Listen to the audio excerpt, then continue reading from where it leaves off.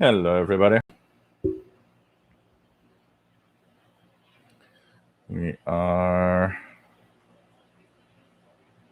live once again.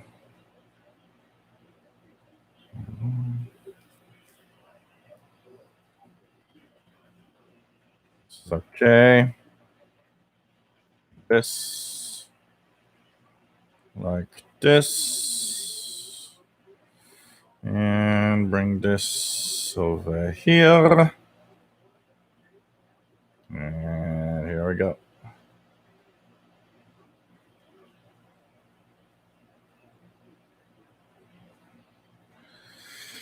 Hello, everybody.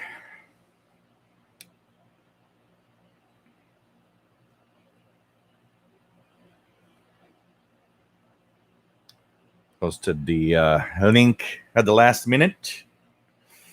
I was talking to a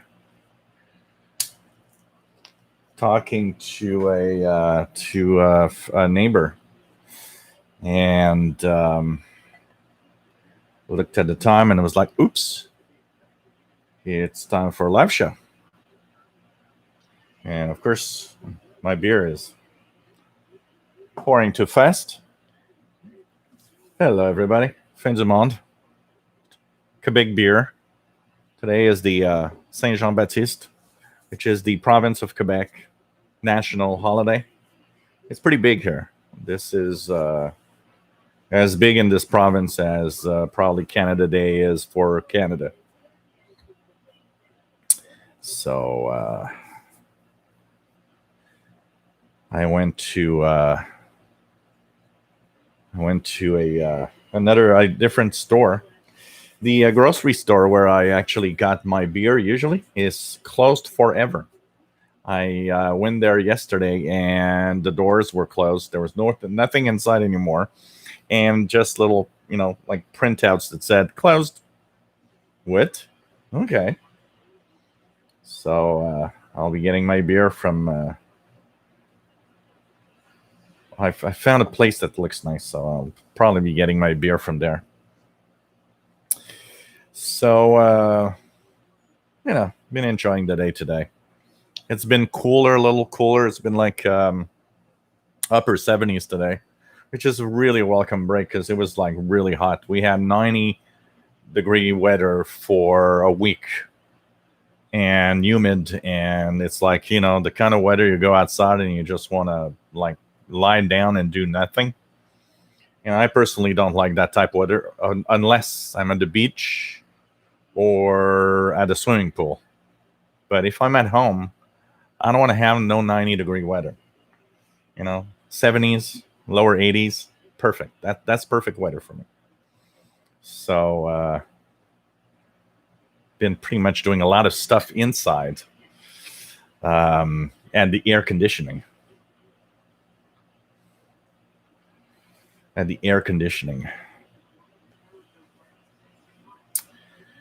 What else do we have? Okay, so let's. I'm giving it a little bit of time here for people to join, but hey, we're here, and so did a lot of listening though. Been listening to all sorts of signals this week, including. Oh, I'm going to check it out tonight. 2:30. Yeah.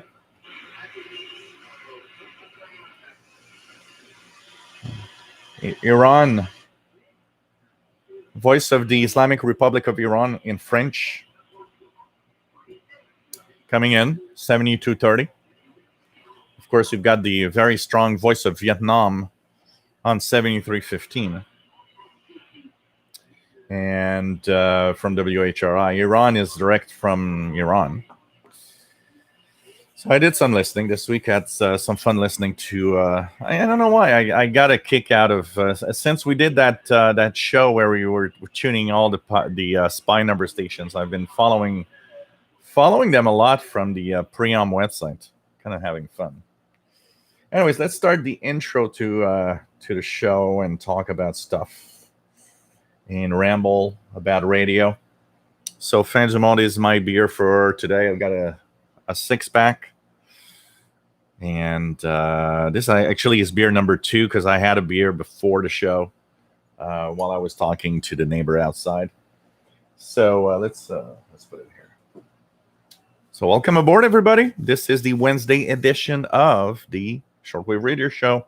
This is the show where we talk about radio and have fun with radio. And of course, we are here to entertain.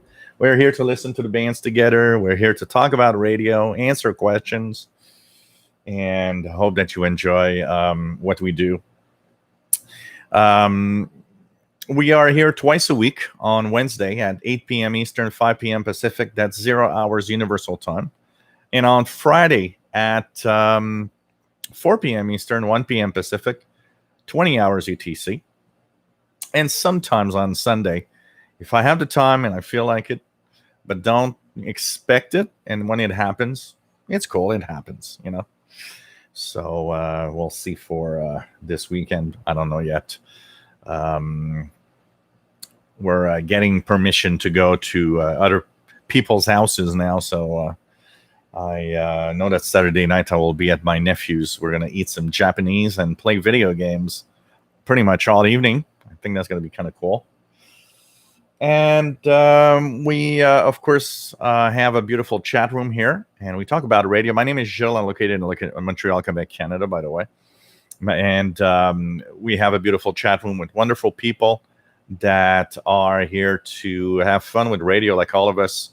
It's a great community. I think, you know, if there's something about what I'm trying to build here is a community of wonderful people that respect each other and that are here to do one simple thing: simply have fun with radio.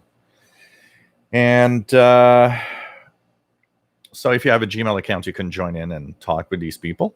And or else you can send me an email at officialshortwaveradio@gmail.com. And I don't know where I put my phone. I think I don't have my phone with me. Doesn't really matter anyways. So anyways, this is, of course, the place where we have fun with radio. Once the show is over, because, you know, we talk about how solitary the hobby is. And, oh, there's something missing. Let me just fix that.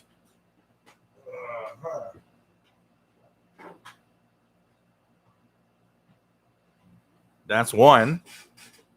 And I also like to have this. There we go. We fixed the decor. And here we go. So when all of this is over, you know, I mean, we talk about how solitary this hobby is all about.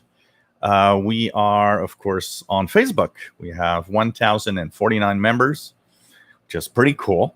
And there you can join and continue sharing what you're listening to and just have fun with others. So it's really a lot of fun to continue having that pleasure. I interact a lot there, and a lot of people are interacting there and having fun with the Facebook group. Same name as the channel here, Official SWL channel. And it's just a place for, you know, having a great time and talking about radio and sharing our passion and asking questions. I mean, I don't know how many people we helped with questions and how many people are, you know, asking, oh, what's that signal and what's that thing here and what is that, you know? And we can actually help out and tell everybody, you know, oh, you're probably listening to this and that, and we help out, you know? So the Facebook group is a lot of fun for that. Okay, so we are Wednesday, June the 24th, 2020. Time flies. I mean, half of the year is going to be gone in a week. And of course, in that half of the year, there's a big chunk of it where all hell broke loose with COVID-19. It's still actually kind of complicated. Things are, you know, looking forward. From what we see here, for example, we pretty much have there will be no CIDX barbecue this year. We're probably not gonna meet up in person. I don't know yet what we're gonna do for the Canadian International DX Club. We were thinking maybe of a Zoom meeting, so we'll see. We'll see how that works out. Of course, it's kind of sad. It's fun to meet people, and I know some people were from the U.S. wanted to come over, and every year it's kind of their part of their fun to have that little time in Montreal and or near Montreal and come in for the barbecue and meet everybody and talk. It's so it's sad that it's not going to happen. So 2021 going to be the next one. Hopefully things are going to be better in 2021. I don't think we'll have giant skunks flying over our heads or something.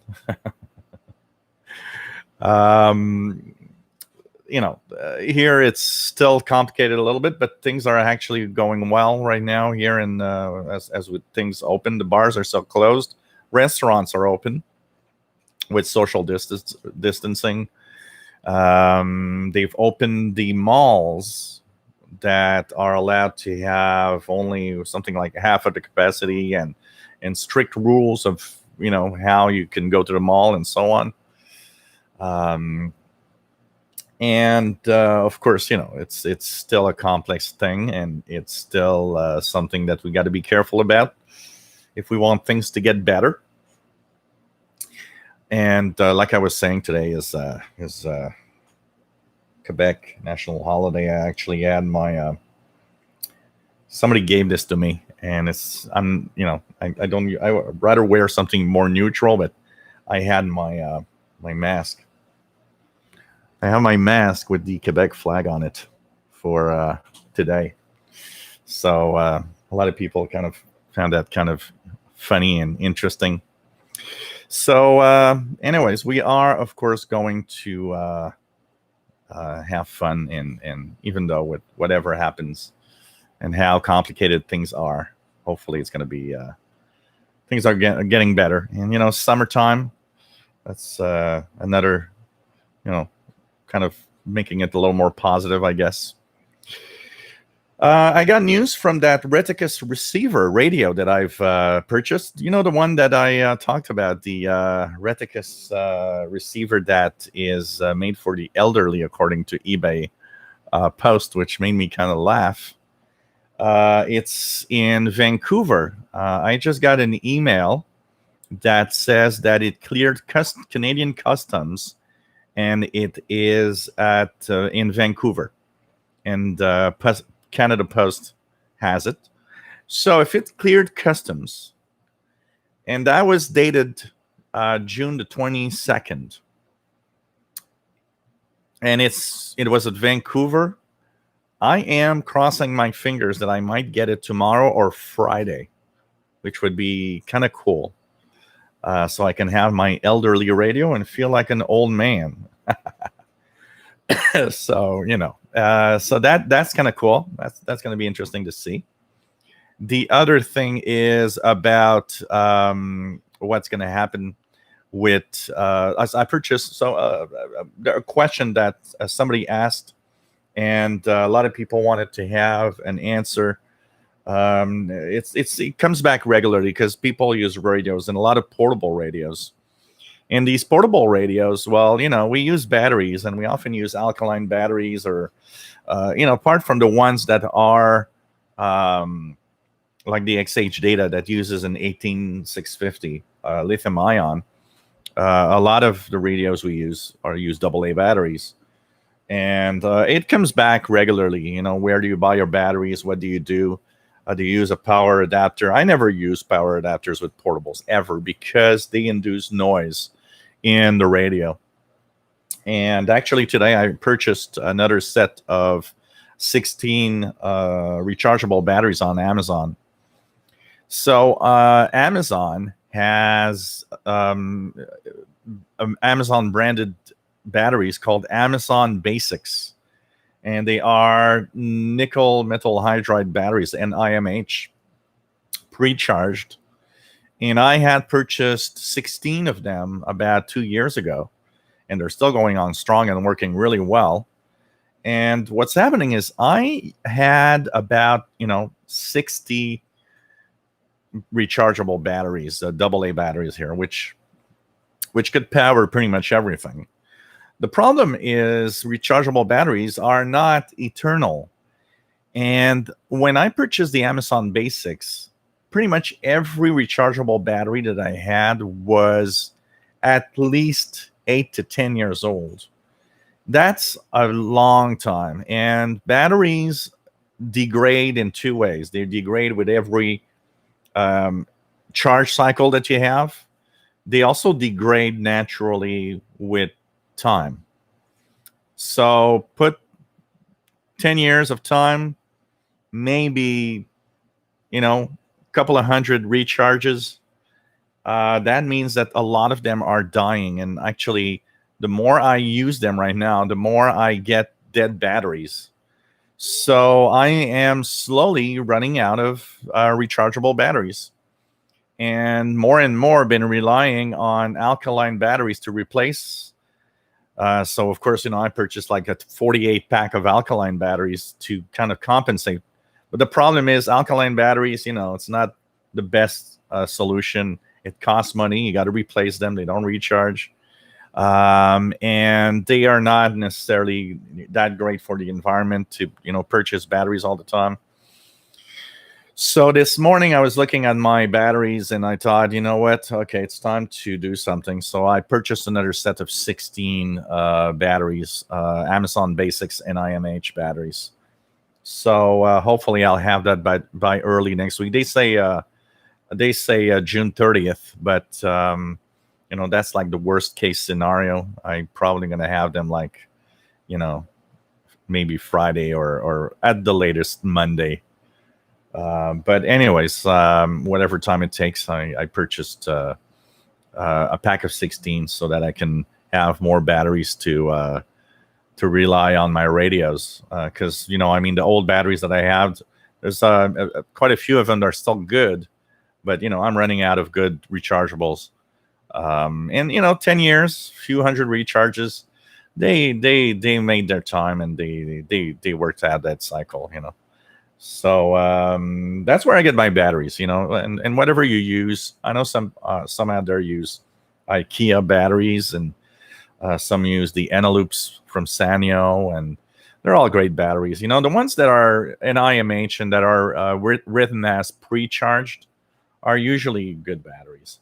In 2 years, I've been extremely happy with the Amazon Basics that I use, and they're kind of reasonably priced too. I had 16 for, what was it, 16 batteries for, I think it was $27 Canadian.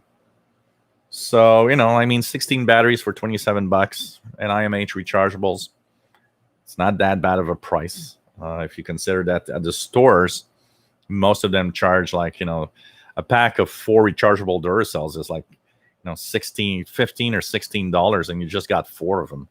So I got 16 for $27. That ain't bad of a deal, actually, and they're pretty good. They last and they keep their charge really well, so that's going to be nice. So that I ordered this morning, so I can keep my radios humming and running and keep those videos coming. So, hey, I'm rambling on here with all sorts of little things I wanted to talk about. Apart from that, I'm having fun. Somebody asked me my antenna situation.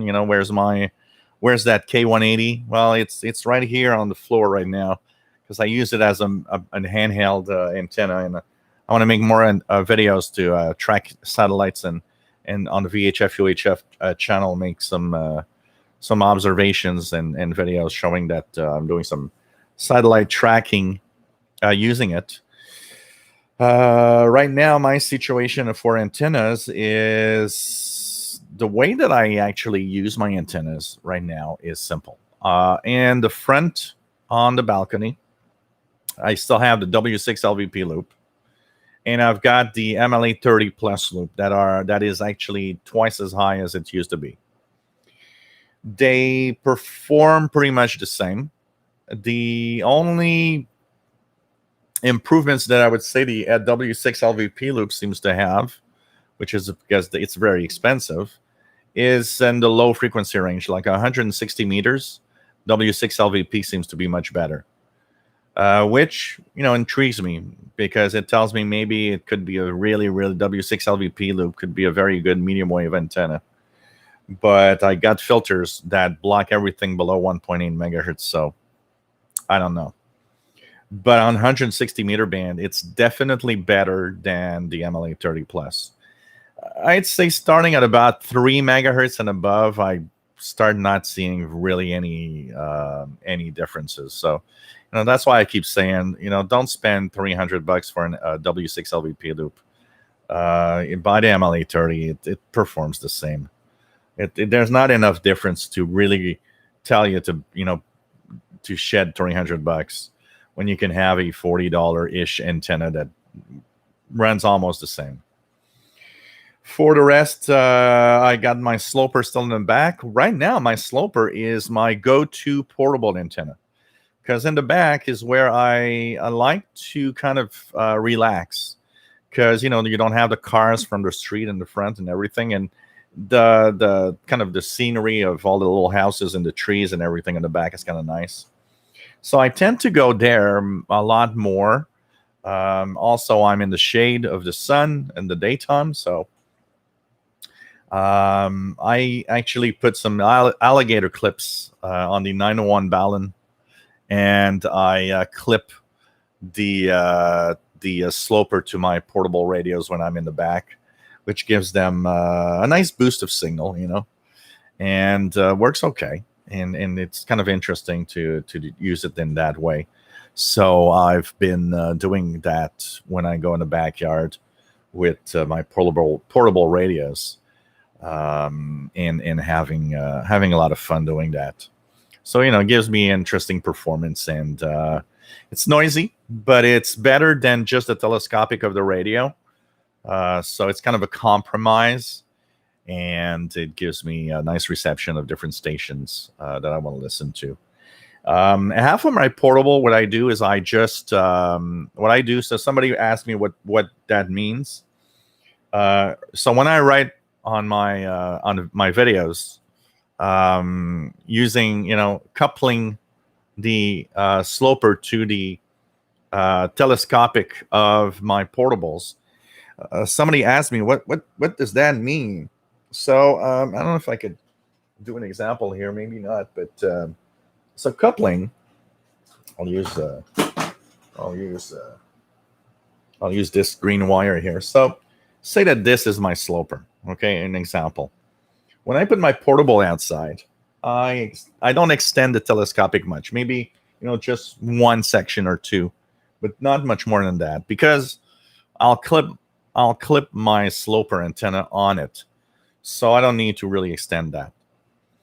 But on some radios, the overloading is present because it is a 75 feet sloper. So what happens is that sloper, maybe local AM stations might overload on it or stuff like that. So what I do is I take the telescopic,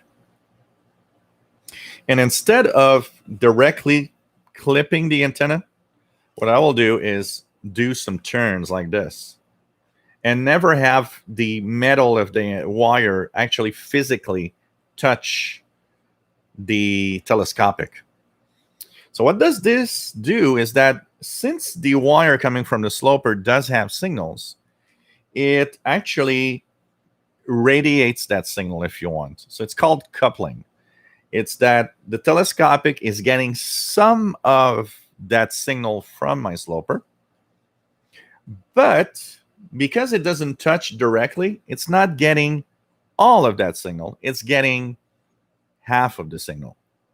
So it still improves quite a lot my reception, but in sensitive receivers where there's overloading, the fact that I'm not touching will actually prevent the radio from overloading, and often it makes the radio usable with a few turns. And the more turns you will do, the more coupling, so the more signal you will get on the radio.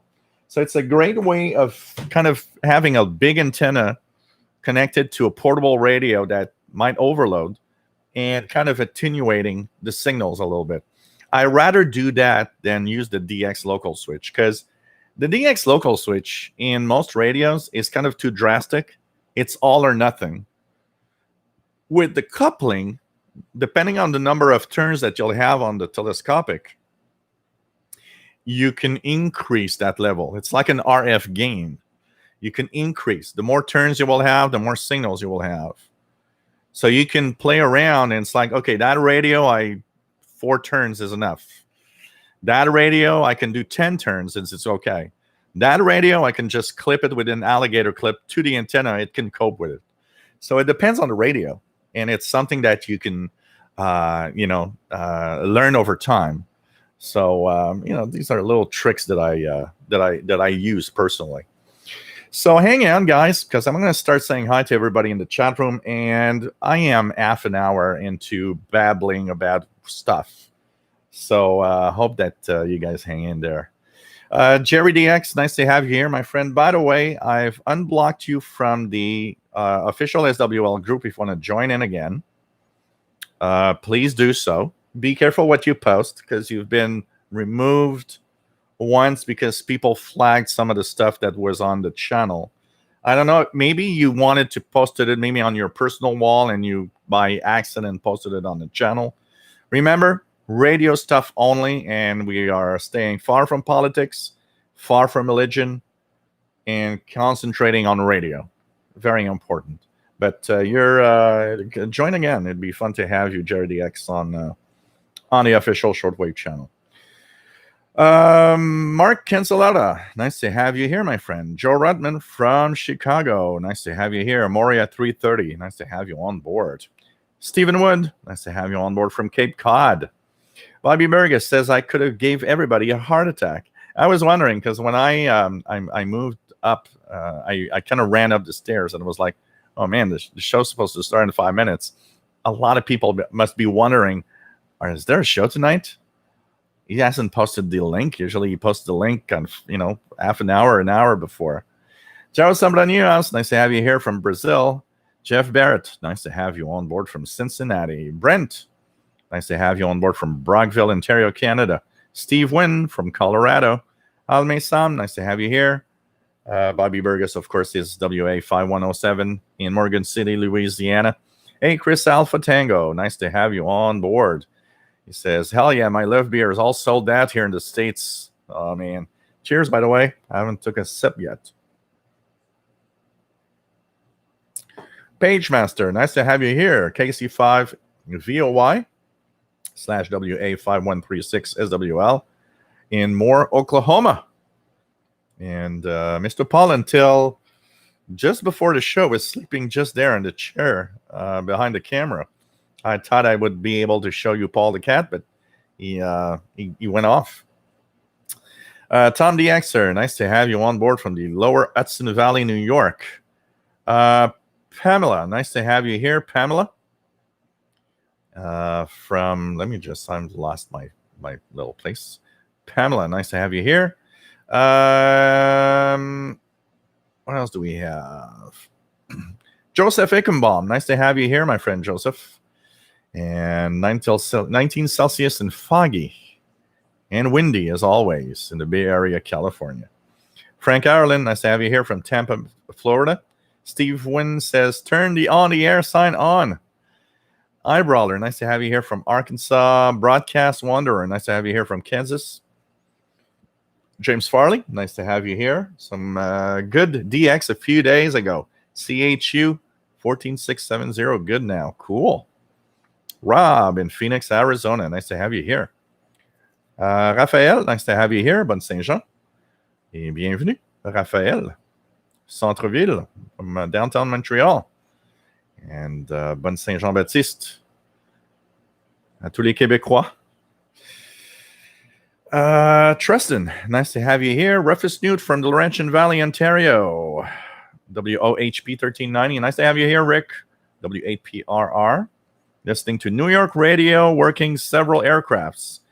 There a little more traffic. I noticed here because I'm under a route of airplanes. There's a little bit more airplanes, not a lot. I mean, it's still very quiet compared to what I'm used to.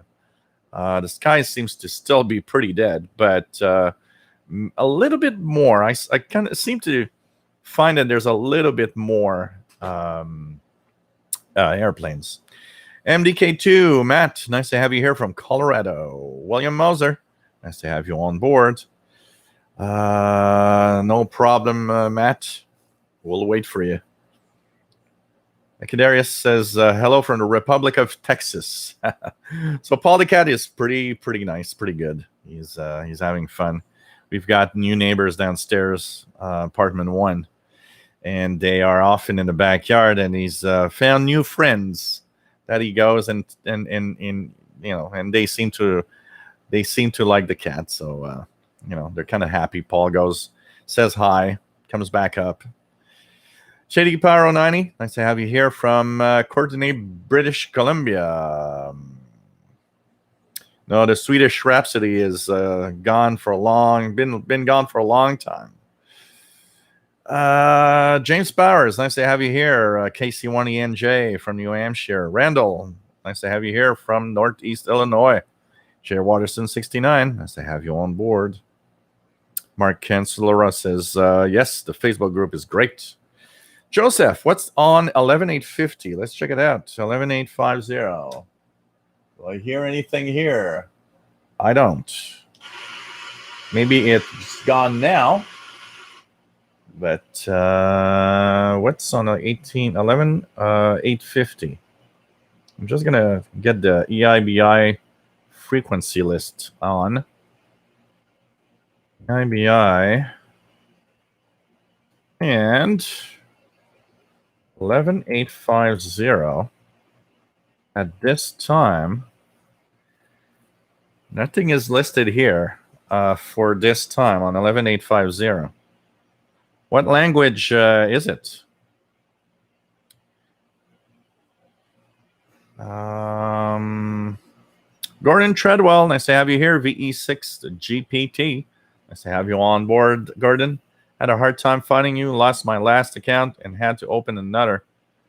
How are you? Did you get your license yet? No, still not licensed. I don't have the time, and with what's happening with COVID, it's kind of complicated. No, I'm pretty good. Things are going well. I'm one of those that can't really complain. It has, except for the social life, I can't say it really affected me that much. So I got to be happy and grateful for that, because I look around at everything that, right now, what I'm looking at here around Montreal, the number of businesses that are shut down, number of restaurants that say they won't open. It's scary, because you're like, wow, okay, all of these are shutting down. They just can't cope with what's happening. Tristan says it's a good night for shortwave here in East Canada. Nicholas, nice to have you here. Nick K9XN from Northwest Indiana, USA. Frank Ireland, COVID in Florida. Yeah, I see the report. I look at, so what I do, and let's not talk about this too much, is we, like everybody, all of us, get a lot of that news. But what I do is I check once a day one blog that I have that is giving me the numbers in the province of Quebec, in Canada, in the United States, and in the world. And I look at the numbers and look at a couple of articles of what's going on everywhere. And that's my daily COVID news. And, it's going to last half an hour max, but probably only half an hour. And I step out of all of it for the rest of the day. I don't look at 24-hour news channels. It's enough to drive you crazy. And I don't go and read the news every, hour on the internet. I really take just one opportunity. I look at the general news when I wake up in the morning. COVID news a little bit in late in the day, and then so I know the situation in the United States and where it's shifting in the different states and all, and I know how you guys are going, and you know what's happening. So hope that things eventually get better, for sure. J. Watterson 69, have a meetup in the park where that female ranger cop harassed you. Yeah, we're gonna do that. Yeah, we're gonna do that. And it's just funny. I learned something I didn't know, actually. So, because every time I go to Perry Island, everybody's like, "Oh, well, you got to bring, beer or something," and you are not allowed to have alcohol in a public park in Montreal.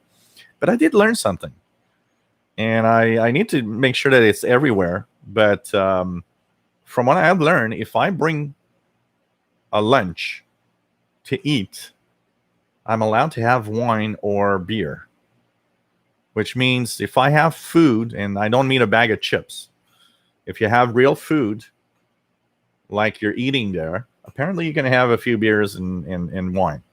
So if that is the case, I'll make a de-expedition lunch and have a couple of beers.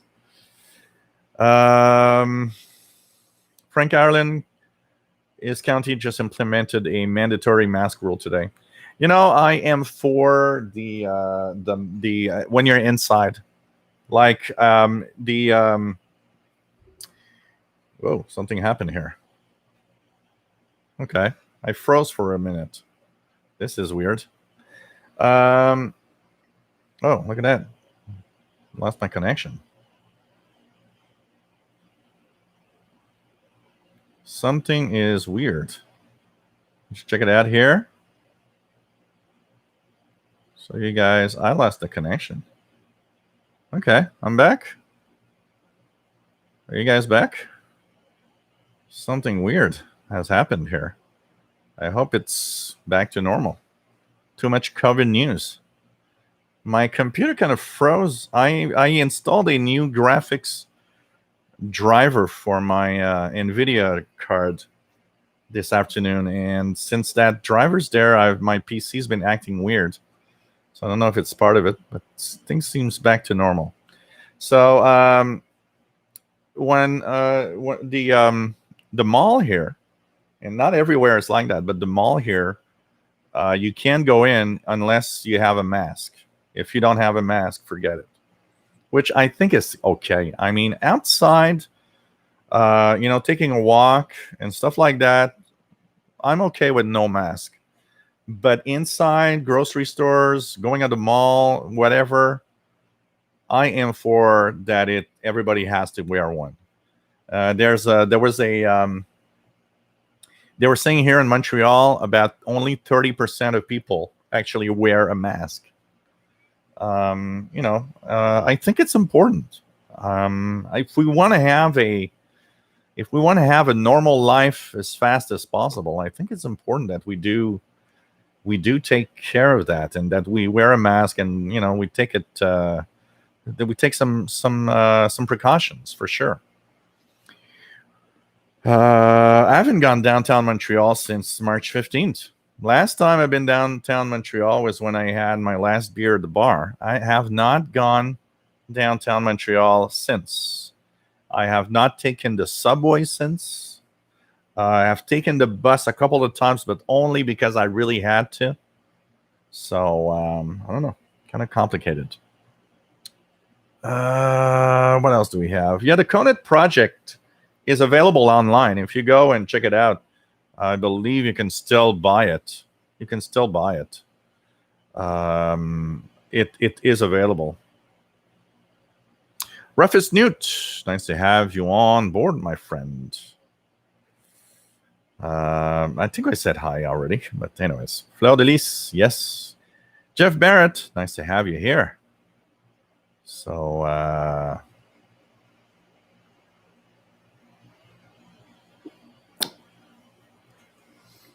yeah, it's the Quebec flag that's on that mask. John McClure, nice to have you here. Cariona Wasman, nice to have you on board. from Japan. What else do we have? What else do we have? Shitty Power 90. There's a video of the gongs. Yeah, there's a lot. If you search, I mean, just go online to go to Preom. Honestly, anybody looking for recordings of number stations from the past and from today, Preom is the place to go.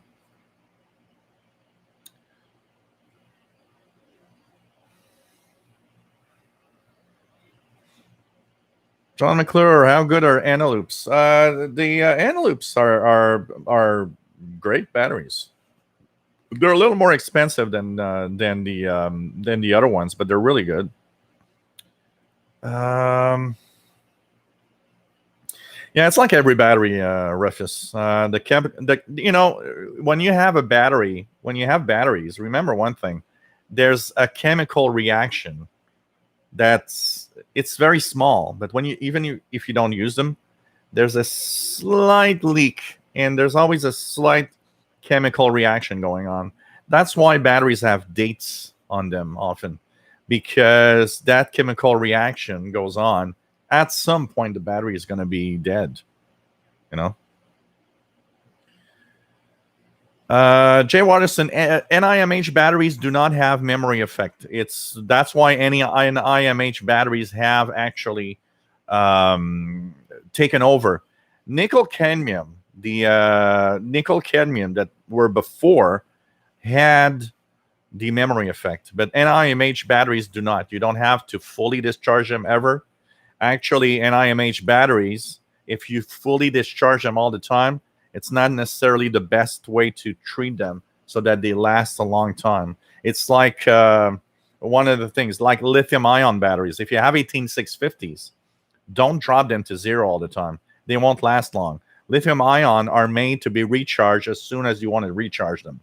So, for example, if you guys use an XH Data or any other radio that uses that 18650, if you use the radio for a couple of hours, plug it in and charge it. Make sure that it's full charge for the next time, because by making very small cycles, that battery is going to last a lot longer. But NIMH batteries do not have memory effect. The loss of capacity is really with time, and they say 500 or 1,000 recharges. That's kind of bogus. You never get that. You'll get a few hundred. You'll get 200-300 recharges, but you won't. I've never seen anybody tell me, "Oh, I got 1,000 charges from that battery." Bogus. It becomes to a point where it doesn't keep the capacity anyways. Nick, I put them in my Elecraft KX3 and used that radio portable QRP, low power in the field. They last a good amount of time. Cool. Rufus Newt, I do like rechargeable batteries. Treat them right, and they last a long time. Yep. The other thing that you got to be careful with rechargeables, avoid those fast chargers. Avoid the chargers that say, hey, we're going to recharge in an hour, because they heat up the battery so much that they degrade faster also. You better have a charger that takes 5 or 6 hours than a charger that charges in 30 minutes or 1 hour. Billy Conlon, nice to have you here. What else do we have? Anna Saraf, nice to have you here. Jerry DX says, I need more antennas. Rufus, come on, folks. We are listening and learning more. Thumbs up. Dan V, nice to have you here, Dan, from Ohio and AWJZ. Super Bowl loud tonight. Let's check it out. 27025. Oh, yeah, lots of activity here. Absolutely. Even some out of band. 26715. There was this really strong one. 26715 with some buzzing. Lots of activity there. So 11 and 10 meters is open, at least to the East Coast.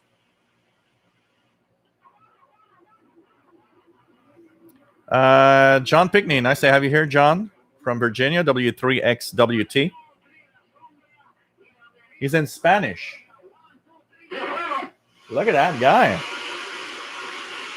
Have you guys seen the spikes? How strong that guy is?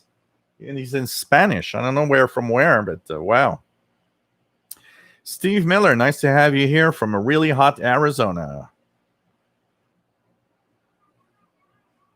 Look at that.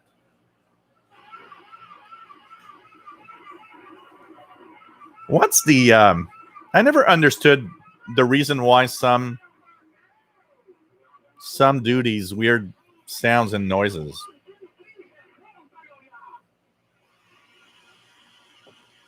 Crazy. Rufus Newt, inductive coupling, great idea. Yeah, absolutely. John Pickney, the gunning I bought off eBay only needed new batteries. Not a bad little radio for casual travel use. Oh, cool.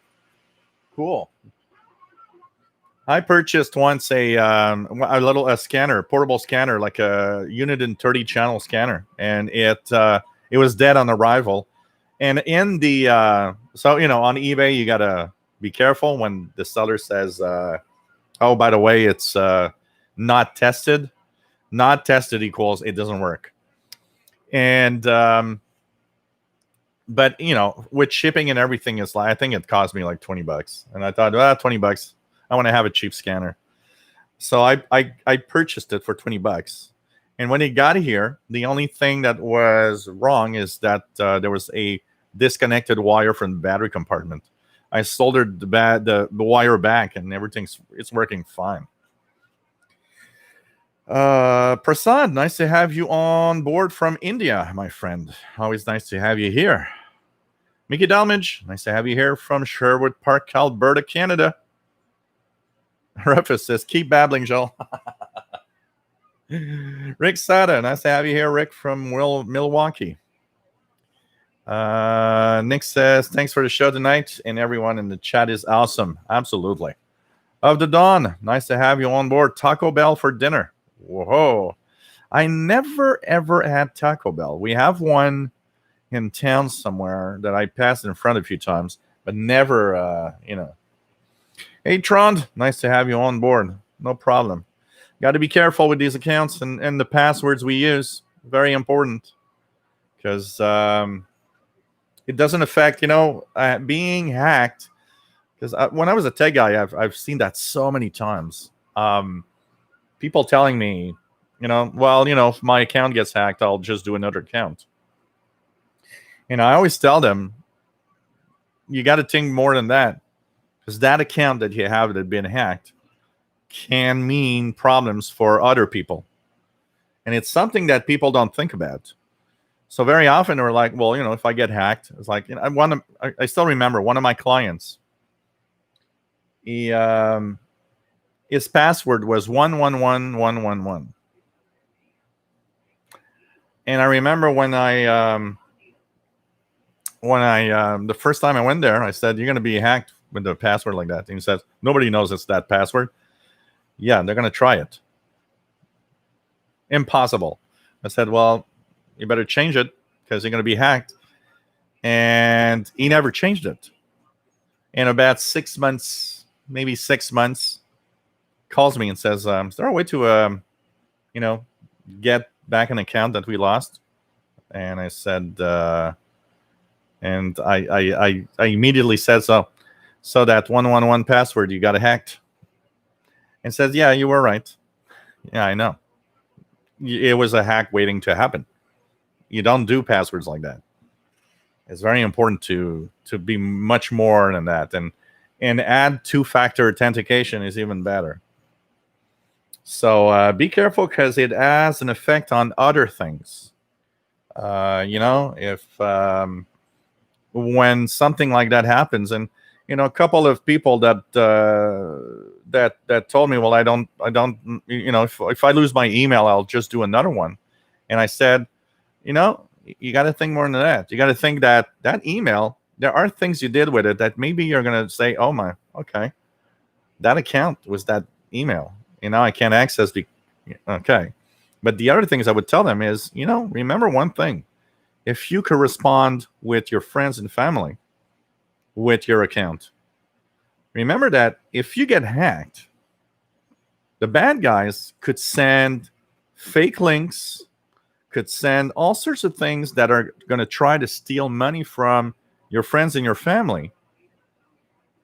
And because they usually get emails from you, or because they get Facebook messages from you, they're going to say, oh, my friend's in trouble. I'm going to help him. Or, oh, that must be important. I'm going to, give that information. And because they think you're the real person. That's why it's extremely important. People really, really underestimate the importance of staying safe with all their accounts. And, it's every year when they put out that list of the, most popular passwords, and you see that for like 30 years in a row, 1, 2, 3, 4, 5, 6 is still the most popular password. You're just like, okay, we're never gonna be able to fix this, Brian Penny, nice to have you here from Cape Cod, Massachusetts. Jim Oates, nice to have you here. Glenn Zeckman, nice to have you on board from Tennessee. Zebra, nice to have you here. Jason Francis, nice to have you on board from Ottawa. Always nice to have everybody here. Regular people, new people. It's always fun. Let's continue down the list as much as we can. What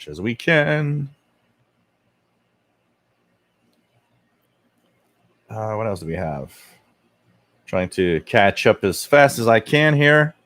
So nice to have you here, Jason Francis. It'll be your time next week.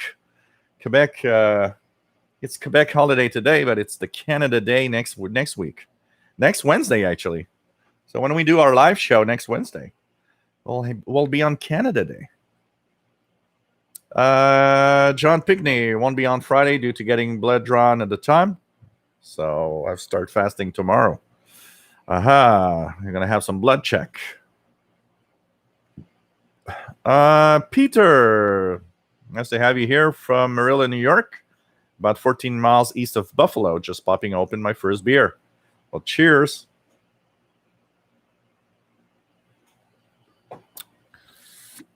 Why Pamela is asking why UVB76 buzzing noise got lower. I don't know. Something changed. They fixed something, or they changed something, or they just let it go and the transmitter is going berserk. Mike Anna, nice to have you here. Yeah, sitting and working with his CB radio tonight. Cool. Alme Sam, nice to have you here. In Ohio, he's got Radio Romania 7375. Yeah, they usually get good frequency. Stephen Wood, barely a signal from New Zealand on 13840 tonight. Here, it's still early. 13840 starts to get good here in Montreal around local time around 10 p.m. or 10:30 p.m., which is 02:30, and usually stays good until it stops at 0500. Daniel Kim, bonjour. Nice to have you on board from Saskatchewan, Canada. I'm happy to be here and happy to have this community, and it's always fun.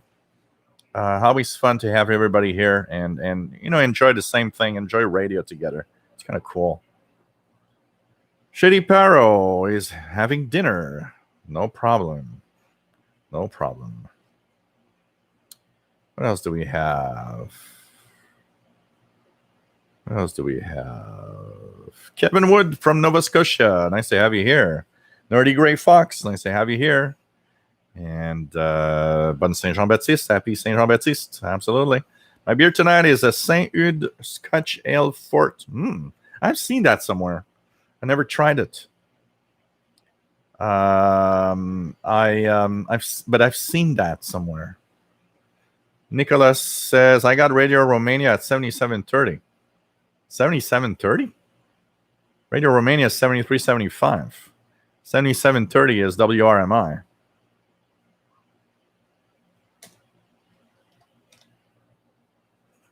If I tune 7730,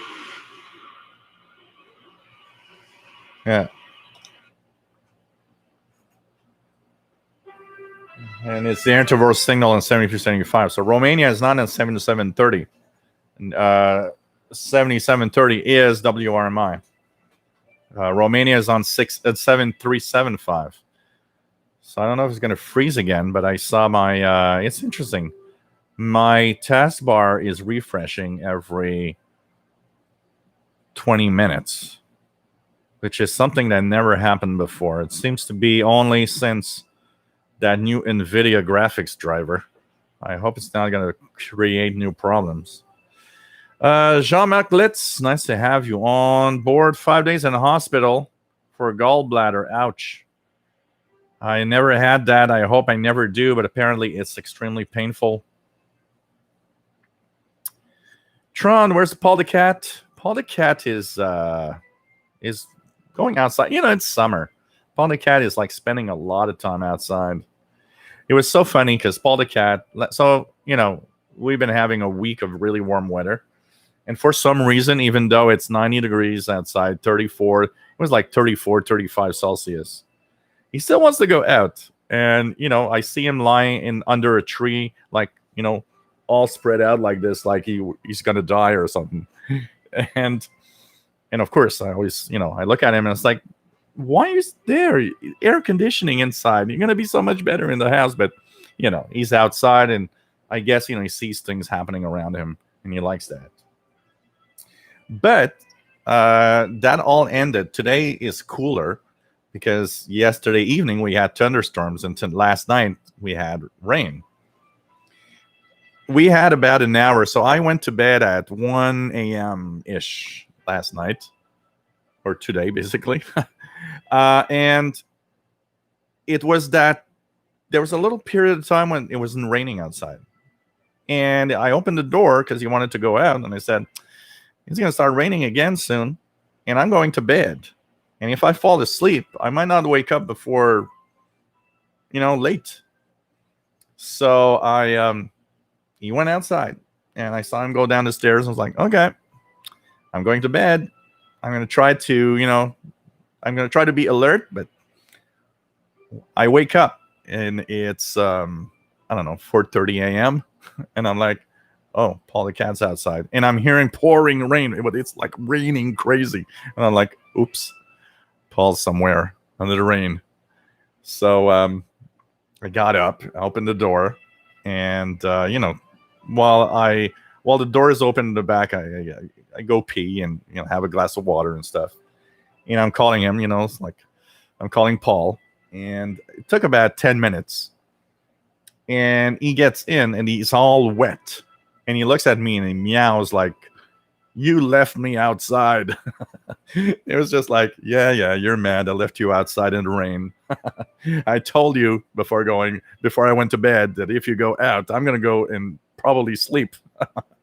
It was just funny. It's the meowing that was funny. It was like, yeah, you know. What else do we have?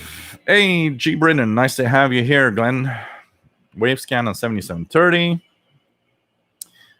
Keegan, nice to have you here from Northwest Arkansas. 94 Fahrenheit. It's a little hot for me.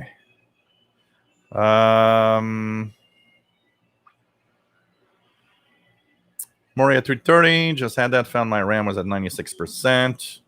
Yeah, my RAM is usually at like 50, 55, which is normal for this machine.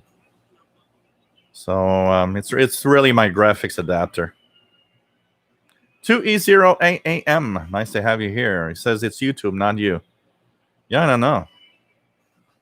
But I do see that my, because it coincided. I don't know if it was YouTube or not, but I did see my taskbar refresh twice, which is kind of weird. Doesn't do that usually. What else do we have? Well, I updated my graphics adapter, Bobby, because so this is a gaming laptop. It has two GPUs, two graphics adapters. It has the Intel UHD crap, and it has an NVIDIA much better performance, NVIDIA GTX. And I updated the drivers today because the new drivers that came out today take advantage of new features for gamers that are only available for those that are on the new May 2020 update of Windows 10. So I wanted to have that new capabilities because I do game. I game at least about 10 hours a week, I'd say, on this PC. And so I wanted to make sure I could get all the latest new features of gaming. So, yeah, well, there's a new, Alme-san, there's a new driver today, released today. That's what I updated. Max Headstrong, nice to have you here.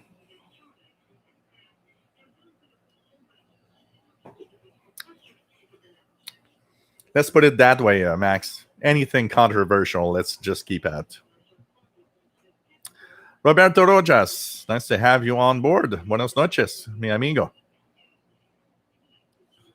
Eric Cottrell, nice to have you here. Here you need to wear a mask on the bus and enter from the rear door. So here we enter from the rear door on the bus. But the mask is not mandatory. So half of the people on the bus don't have a mask, and half of the people on the bus stand next to you like this close. And you're like, why don't you go sit over there? There's tons of space. Why do you have to be in my face? Haven't you heard there's a virus? It's like, so I am for, but I don't know why they refuse. They totally refuse here to have it mandatory when we're indoors. In the bus, in the subway, in a store, in public places that are closed. I still don't understand why it's not mandatory. They should implement that. I mean, on the street, I get it. And so many doctors said on the street, walking outside, if you keep your distance, chances are like almost zero.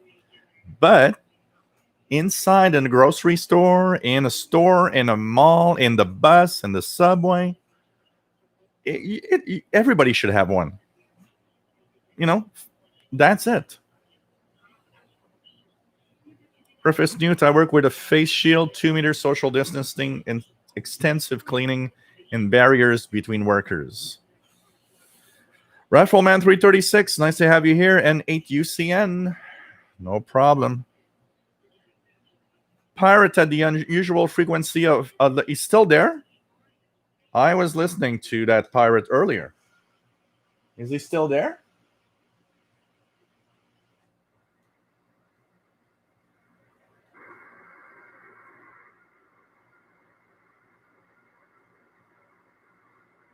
Not sure if I hear anything, but I did hear him earlier, 11580 at what was it, around 20 UTC-ish.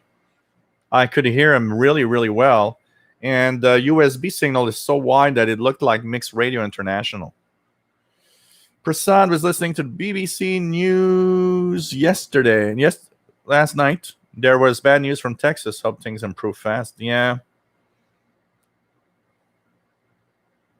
Hearing thunder, Matt. Eric Cottrell, Happy Saint Jean Baptiste. Yes. And I am. I told a friend of mine so many times. When I was a tech guy, everybody was saying, well, there's a holiday coming up, Saint Jean Baptiste or Canada Day or whatever, And they would always tell me, so do you take holidays? And I say, hey, when you fix people's computers, when do you think people want you around? When they are at home. And when are they at home? They're at home on weekends and they're at home on holidays. So forget it. Holidays do not exist for a guy that works, that has his own business. And then later on, I did all of this, YouTube stuff. And everybody's like, yeah, but, do you take, time off with the holidays and stuff? I said, YouTube is international. You know, my local holiday is not everywhere in the world. It's here. So Canada Day, Saint Jean Baptiste, it's local to Canada or Quebec, but everybody else and everywhere else is expecting I'll do some videos and stuff. And so except for maybe Christmas where I'm a little relaxed. New Year's, I might be a couple of days without doing stuff. But I mean, this is international audience. There's always somebody somewhere working and doing stuff and looking at stuff. So it's not the same thing. And when somebody tells me, well, that's a bummer, you don't have your days off and stuff, I said, well, first of all, don't worry. I have more time, self-employed. I have more time to do what I want than the average person does in a day. I just take my time to do it, and that's it. And second, I said, you know what? When you like what you do, you work from home doing it. It's not the same thing. When you work for somebody else and your job is kind of, you want to have those holidays. You're kind of like, I want to have a day off. But when you work for yourself and you like what you do and everything, a day off isn't the same. It's not like, and you kind of lose it. The funny thing, I was texting a friend this afternoon, and he's just retired. And he was telling me that he forgot that he thought that today's holiday was yesterday because we had that big concert on TV yesterday. So he said, I thought it was yesterday, and actually it's today, And I said, well, you're not, I'm not better. I woke up this morning with, I need to go to the groceries. And after about half an hour, I realized, everything's closed. It's a holiday today. I can't go to the groceries. And so I said, I'm not better. It's like I lost track of whatever holiday is what and when and where suddenly. Shirt Pocket Vids, nice to have you here. Hunkered down in Florida right now, about to have a beer. So cheers, my friend. Jeff Barrett, 7730 is plus 10 north of Cincinnati on the RSP1A and the ICF 2010 with an MLA 30. Garden Lyle, nice to have you here from Southern Illinois. Tristan, what my thoughts are on the Texan S2000. From reading a lot of documentation and seeing what everybody that has one been, kind of giving their own take on it. I've come to kind of understand that it's not a bad radio, but it overloads easily on a wire antenna or thing, more than just a telescopic. But overall, it doesn't seem to be that bad of a radio, and it is actually very nice looking. It's a nice big radio. Preface, battery theory is interesting. How everybody should be treated. I can get crazy. I think it was the Radio Shack. I remember I had a book that was called The Battery Book or something like that. The name on it was like The Battery Book or something. It was a very extensive look at every types of batteries. From the carbon zinc basic ones to the lead acid batteries to everything was in there. And it was extremely complex. They were really in-depth looks at how these technologies work and the chemical reactions. And I remember reading that so many times because I thought it was kind of interesting, kind of cool to learn how all of that works. Because honestly, you know what? I from time to time I get that little moment when I look at a battery. I'm trying to see if I have a battery around here because I don't. But I look at a battery and I think, okay, think about it for a second. Go back 200 years with this little thing in your hand and tell a person this is a energy bar. This thing has energy that has that does stuff that makes our electronics work. I mean, it's kind of futuristic when you think about it. It's like I've got an energy bar that I put in a radio that powers it for hours at a time. Pretty crazy. Alan Mason, I gave out a NiCads as they discharged too quickly for my taste. Yeah, well, NiCads I always had kind of a few problems. NiCads had, they couldn't keep the charge. So if you didn't recharge them after a week or two, the battery would be dead. You had to recharge again. They had the memory problem. So you had to always discharge them to the 0 state before you recharge them again. If you didn't do that, you would, it would play with fire. But they have one advantage over NIMH. I used to have a hovercraft that would require, of course, a lot of batteries. It was a remote control hovercraft, and of course, it needed something like 6D batteries to actually work. And one of the things you would notice is that NiCads can really give you a lot of power compared to NIMH. NIMH has a little more resistance in it. So the amount of power it gives is not as high as NiCads can do. So on NIMH C rechargeables that I had, it would kind of work, but it was kind of sluggish. But when I would put the C NiCads, it would be full power. That thing would draw, it wouldn't last long. It would last like 30 minutes. But boy, that thing worked on NiCads. So NiCads have that capability of delivering a lot more current than NIMH can do for the same work. Man. Nicholas says this weekend is ARRL Field Day. Absolutely. Saturday and Sunday. So lots of activity in the bands. And I actually like Field Day a lot. It's so much fun. Field Day is really, really, really cool. Joe Tyson, nice to have you here from North Carolina. And I'm trying to catch up, guys. I'm a half an hour behind, so I'm catching up, okay? What else? So Nick is going to be operating under his call sign K9XN.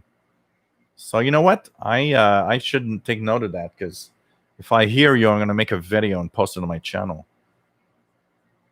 What else do we have? Shirt Pocket Vids. Is it better to use batteries? I just ordered a Texan 600 and it says that it comes with a 5-volt charger. What do you guys prefer? For listening, batteries is better. The adapter that comes with it is good to recharge the batteries, because the 600 comes with rechargeable batteries. Yeah, Field Day is this weekend. It's what is it? It's 18 UTC Saturday to 20:59 UTC Sunday, something like that.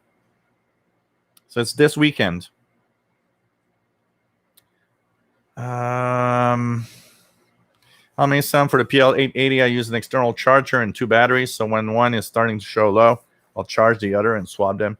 Yeah, I do the same for the XH Data, because I believe the PL880 works with an 18650 also. My XH Data, and I've got 3 devices now that run on 18650 here.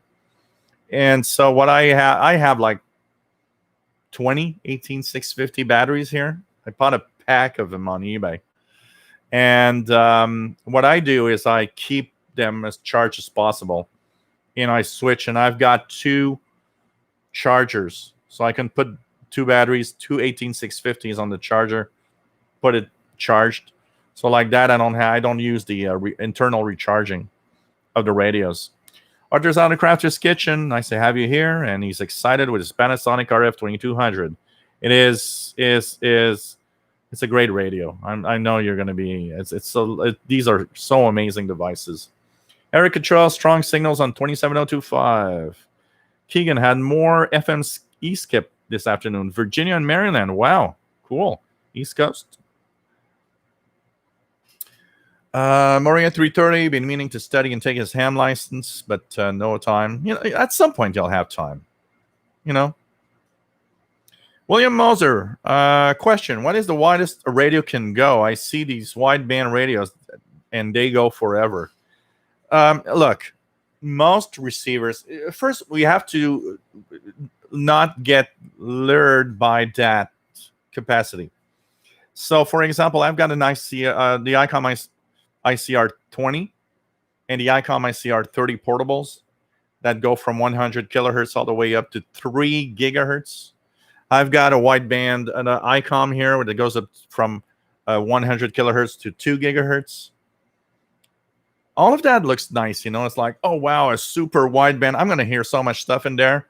Honestly, once you get up above 1 gigahertz, you ain't going to hear much.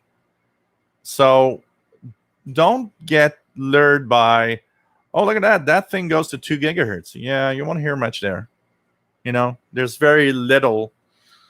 And it's much more of a sales gimmick for me to have these radios than anything else. So honestly, you're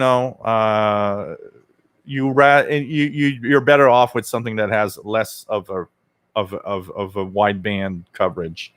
And one thing that is common, and I see it with the R30, I see it with the R20, the wideband receivers often perform a lot less on their shortwave bands and everywhere than the other radios.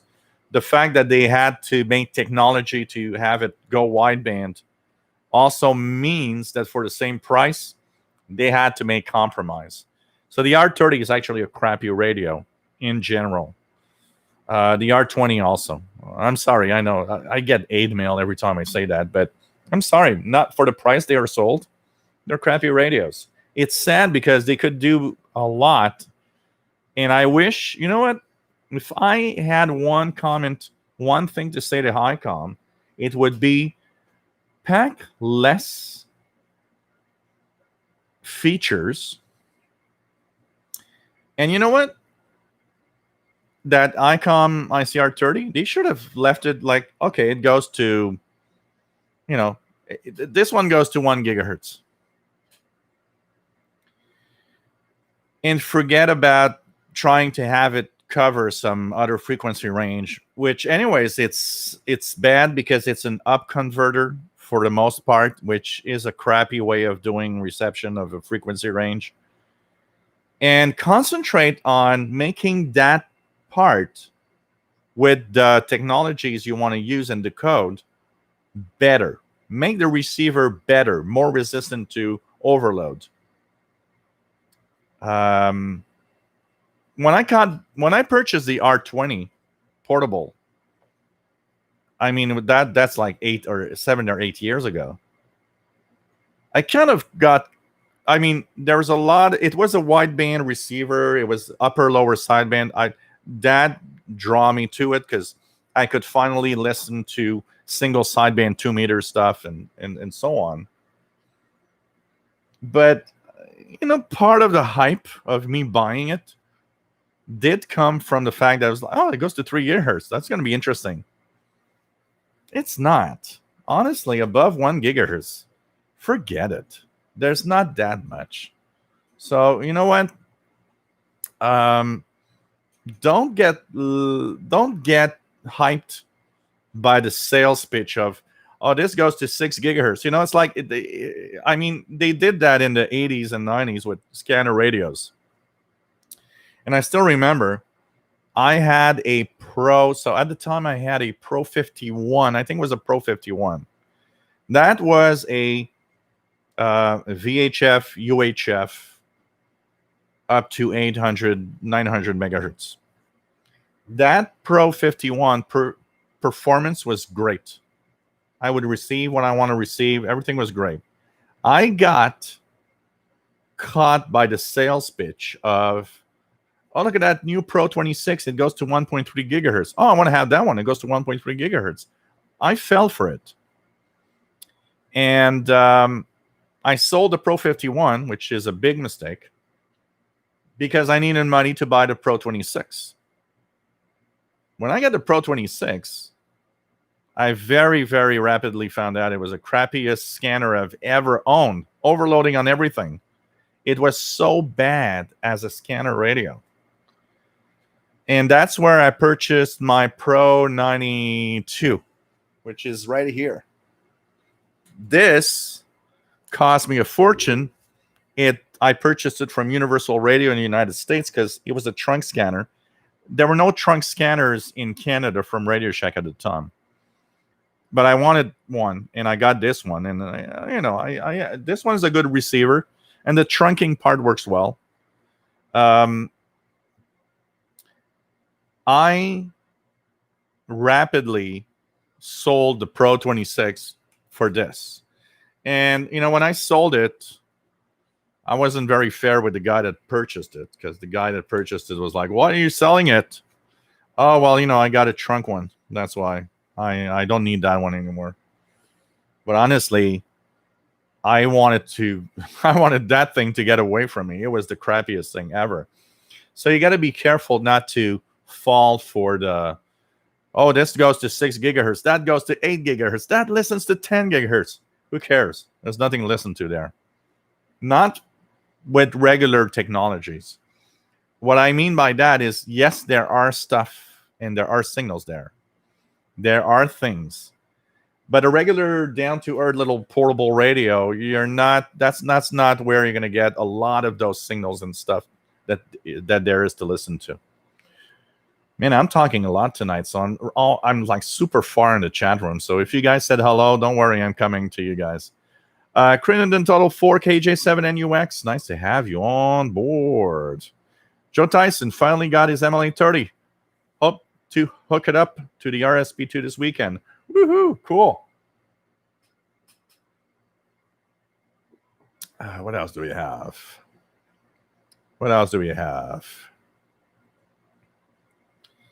Omni Sound is 27025. Gene, nice to have you on board. Says, I hear a number station on 5617 Upper Sideman, just above Gander Radio. 5617. At what time did you hear it? 5617.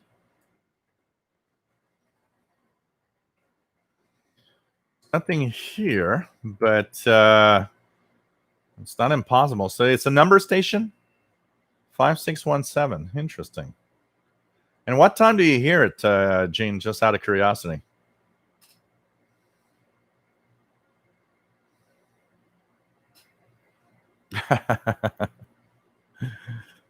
Oh, man.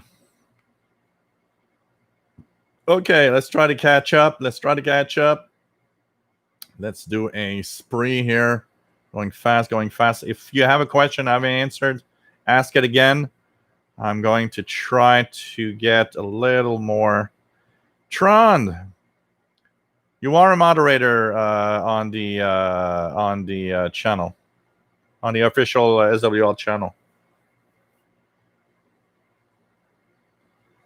You are a moderator on the channel, Tron.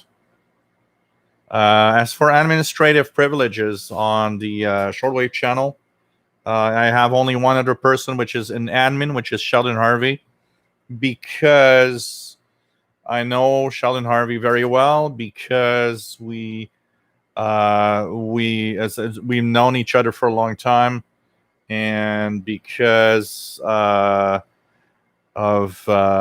specific things. And I'm not going to add any other admins to the channel. An administrator has a lot of power, and it is really reserved for extremely special persons. You're all special, but I will not grant admin rights to anybody else than Sheldon Harvey on the channel. on the official SWL Facebook group. But you're a moderator again. I gave you back moderator status. But be careful, because all I will say is I'm happy for you to be here. It's really nice to have you on board, Trond. But be careful with security, because I am a tech guy, and I don't have a lot of patience with people that don't keep and that don't work for that security to be as high as possible. Okay, that's all. But I'm happy to have you back, and you got moderator status. Larry Cordy, nice to have you here. Glenn says someone used a password. Yes, absolutely. I mean, it's like, oh God. Frank Ireland says Radio New Zealand decent on 13840. What else do we have? Jean-François Trudel. Salut, bonne Saint-Jean-Baptiste, mon ami. Toujours un plaisir de t'avoir parmi nous. De la rive sud de Montréal. David Snyder, nice to have you here from Staten Island, New York. He's receiving 6070 CFRX using a receiver in Monroe, New York. FM AirSpy HF Plus Discovery.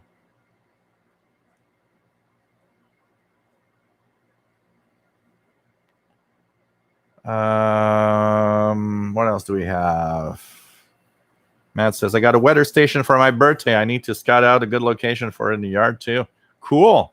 I like that. I have, I've been having, I always had a weather station here. I find that so cool to have all of that information in here. It's kind of something that is just a lot of fun. Rodrigo Galter, nice to have you on board from Brazil, listening to the shortwaves on his Texan PL 660. Vatican Radio in Portuguese for Brazil and 7305 in Greenville, North Carolina. Cool. Nerdy Ray Fox, if you had to go to the island and you had to bring a long wire antenna, what would be the ideal length that would not overload the front end of your receivers? That's kind of tough question to answer. Honestly, it depends on the receiver. And here I would say, say I go to Perry Island and I put up a wire antenna. Honestly, I'll just put it as long as I can, because chances of overloading are not very high. So usually I'll choose as long as possible and do what I just said earlier. Do coupling. So if it overloads, instead of clipping it, I'll just do several turns around the telescopic with the insulation, and it's still going to get great reception. But Perry Island, there's people going there, so I can't really put. I'm not going to put the 150 feet of wire at Perry Island, because there are people there, and I need to keep it high up so that people don't get tangled in the wire when I listen to the radio.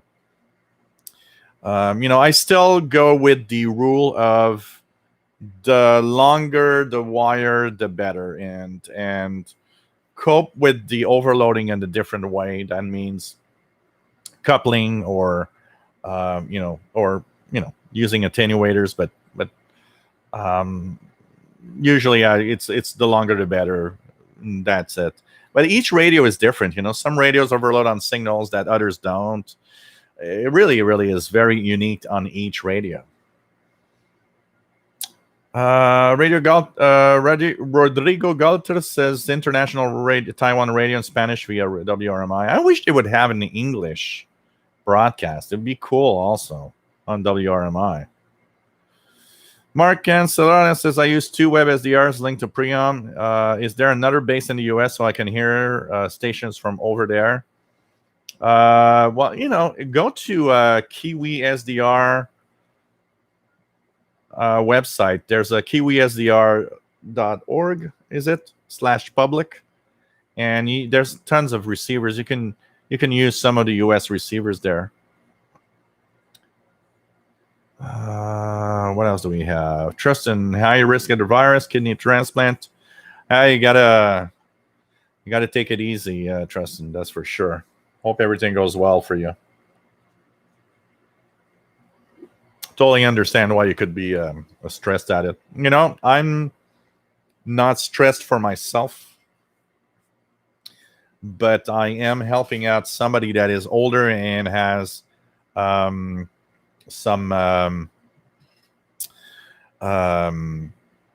a lot of so diabetes and heart disease.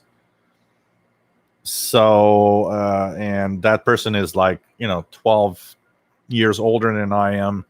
So I say if I have to be stressed out at getting coronavirus, I'm not stressing out for myself, because even though, yes, it's a possibility that it could be bad. At my age, I'm 51. At my age, the statistics show that most people are, not really getting it very, very strong, or they don't go to the hospital. And so I'm not that worried about myself, and I'm more worried about that person I'm taking care of that could get it because of me being careless. So that's why I've been as careful as possible and trying not to do too much. And I think that's the way we need to think about it. Let's not think about it, like in your case, you got to be careful. But for those that, are careless because they're like, well, if I get it, so what? Well, if you get it, even if it's just like a small flu for you, and some people don't even have any symptoms, think about the fact that you could give it to somebody that could die from it. If we could just think about that in that way, I think that's the way to think about it. Because like I told all my friends, I said, I'm not really scared for me, but I am scared for that person that I take care of, because that person needs my help. Without me, it's complicated. So I gotta be careful for that reason. What else do we have?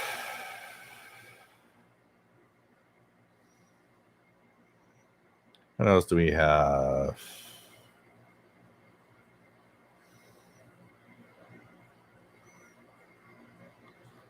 What else do we have? I'll try to go down. Page Master, nice to have you on board. Built, repaired, and tested all types of batteries for 5.5 years as a battery technician. Cool. Page Master will be in field day on 20 meters with his call sign KC5VOY. Cool. Prasad, is it better to buy branded batteries than the unbranded ones? The unbranded 18650 battery, which I technically, yes. Okay. And that is not just for 18650 batteries. It's for every battery that we purchase. There are good brands and there are kind of spin-offs. And especially when you purchase on eBay, be very careful. Anything that comes from China, I don't know. I'm not sure I want to buy. I over the last 10 years, I've purchased several brands of batteries from China, rechargeables. There was one called Enelong, which is a spin-off of Eneloop. I have to say those were good and did last really well, and they would keep their charge. Those I'm very happy. And they were like half the price of Eneloops. And those made me happy. Those were good. But I had a lot of NIMH batteries that I purchased from China that were crappy. And you know what? one of the things to look at when you actually have different batteries from different brands with the same rating, say they're 2,500 milliamp hour, weigh the batteries. You'll notice that the ones that are usually the ones that are better, that are good, are actually way more than the ones that are cheap. The ones that are cheap weigh nothing. There's like nothing in it. So I've noticed that a lot. And I think, buying branded batteries is not a bad idea. I tested out, Amazon Basics, because I thought if Amazon gives its name to a battery, it must be okay. And yeah, they were pretty good. But be careful buying whatever weird brand. They're not all the same. Some are better than others. And yep, branded batteries are often better than unbranded ones or weird named ones. Crossley Fiver, nice to have you here from El Paso, Texas, KG5TEL. Bullet, nice to have you on board, VA3MPL. Thank you very much for the comment. What else do we have? Take care, Rifleman 336. Stay safe.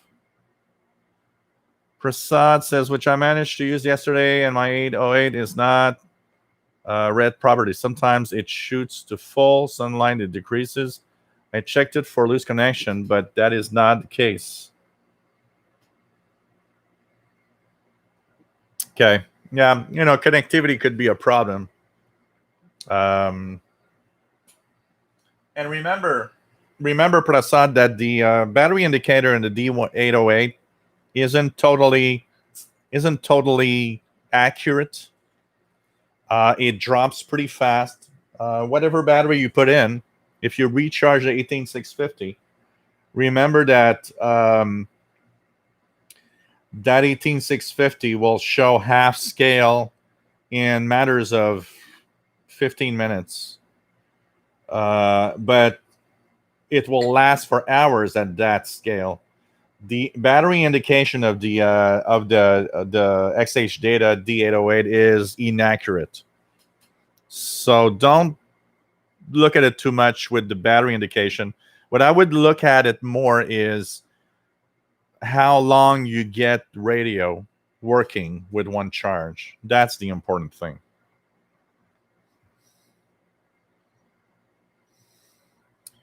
Nick says, I like the honest review about the ICOM ICR30. This community has the knowledge and honesty to help make buying decisions for shortwave radios. Now I really want an XH data. Seems like the best bang for the buck. The only drawback of the XH data D808 is the chuffing or the muting while you tune with the buttons. If you can live with that, the XH data D808 is the best bang for the buck. Okay? I like the C-Crane Skywave SSB. A lot of you, I know, are really big fans of the C-Crane brand. I'll say something here that I think we need to acknowledge better, okay? Because when we talk about batteries, about radios, it's there's a part of it that goes with, oh, well, these cheap Chinese radios, there's no, you don't have any warranties and stuff. So here's my take 101 on this, okay? Because we got to talk about this. And we're going to talk about the reality of buying a radio. Because I think a couple of you are a little mad at me because I've been kind of not pushing the C-Crane Skywave SSB and say, well, you're in your mind and no, it's a great radio, and I know some of you, and you haven't said it. I feel it by the way you interact and react. So here's the thing, okay? Let's put it very straight in the way that it is. You can buy Chinese receivers. You can buy so a C crane. It's still a Chinese radio because it's made by Retson in China. But it's a U.S. based company, C crane, branded with their own name. And what I see a lot is a lot of people, because some people had an XH data that was faulty or a Texan that was faulty, and everybody comes back with but buy a C crane, 1 year warranty. Let's put things straight here. Texan, XH data, they're all 1 year warranty, all of them. It's important to know that. But it's important to understand one thing and one reason why it's complicated. And this is where all of it stands when we talk about warranty. Yes, if you buy a radio on Amazon and in 3 months it screws up, because it's purchased on Amazon, you have that warranty that is effective. Absolutely. But you have it on the XH data and you have it on a Texan receiver also. The warranty goes with the outlet where you purchased it. So if you bought it at a big store that has a reputation, if you bought it on Amazon, they want their reputation. They have that reputation. They are not complicated in a refund or a return of something. That's where it all stands. It doesn't matter if it's a C crane, a Texan, an XH data. The brand, we don't care. It's not the brand that gives the warranty. You know what gives the warranty? The place you purchase it. Buy it at a place like Amazon and you've got a warranty. You've got the peace of mind of you can return it, because a lot of you have been pushing the C crane. Oh, 1 year warranty, you're not going to have any problems. Whoa! It depends where you purchased it. So let's say that here in Canada, I purchased a C crane from some online retailer that is kind of something else. It's not Amazon, it's not Universal, it's not C crane, but they sell a C crane Skywave SSB at a decent price. That's where it gets complicated. Or buying a C crane Skywave SSB on eBay from some seller somewhere. That's where it gets complicated. You're not getting a warranty. You're not getting a warranty from any eBay seller, really. You are, and you're not. Why? Because he's going to tell you, well, we're sorry about that, but you got to send us the radio back, and we'll send you another one. Yeah, it's going to cost you half the price of the radio to send it back. What I mean by that, I don't care if it's a C crane. I don't care if it's an XH data. I don't care if it's a Texan. They're all good. I get people come here and always say, well, a Texan is crap. It's not. A Texan has amazing radios. I got tons of them that are years of use and work well. XH data D808, overall, yes, you might have a lemon. You might have one of those bad ones, like you could have a bad C crane. It all comes down to where did you buy it? Nothing more. And remember, because a lot of you that have, kind of seem a little mad at me for talking kind of not totally for C crane Skywave SSB and pushing the XH data. I mean, the XH data D808 is a darn good radio, as good as the Skywave SSB. I'm sorry. On shortwave, there is no difference. It's not, one is not better than the other. They're equal. Airband, it's a little better. But you know what? Honestly, if you're a fan of airband, don't buy a shortwave radio with airband. Buy a scanner radio. You have more power on a scanner radio that will cost you $50 than you do with these radios with airband. I mean, it scans like a turtle. Come on. It's going to take you 12 years to find a signal at the speed of that thing scanning around. What I mean by that is If you're a fan of airband, buy a scanner radio. That's your best bet. That scans fast. That's going to get signals. That's going to work. It's fun to have that extra. But, if you want to just punch in your local airport, the Skywave SSB is more sensitive than XH data on the airband. I'll give that. Yes, the earbuds are nice. I'll give that. It comes with a power supply. I give that. All of that goes with the price, of course. But remember one thing. It all comes down to if you buy a C-Crane Skywave SSB on eBay because you live in Europe and you can't get one from a decent retailer, or you want to, one of the things you guys don't understand is when we buy from the US, you guys are screwing us up with the prices of shipping. So we're not buying from the US. I haven't bought things from the US in quite a while now because shipping is crazy and all the extra things we have to pay and import duties, forget it. I'm not buying anything from the US. I'm sorry, guys. But it all has to do with tariffs and so much crap we have to deal with that at some point, you know what? Hell, I'm buying from China. I don't have that crap to deal with. That's the thing, and that's what's happening. And that's what everybody got to understand. And then some guy from Europe, some guy from wherever is going to buy a C-Crane on eBay. You ain't getting any warranty there because you'll have to send it back. It's going to cost you a fortune. You're going to say, to hell with it. I'm never buying a radio again. So that's my rant for today.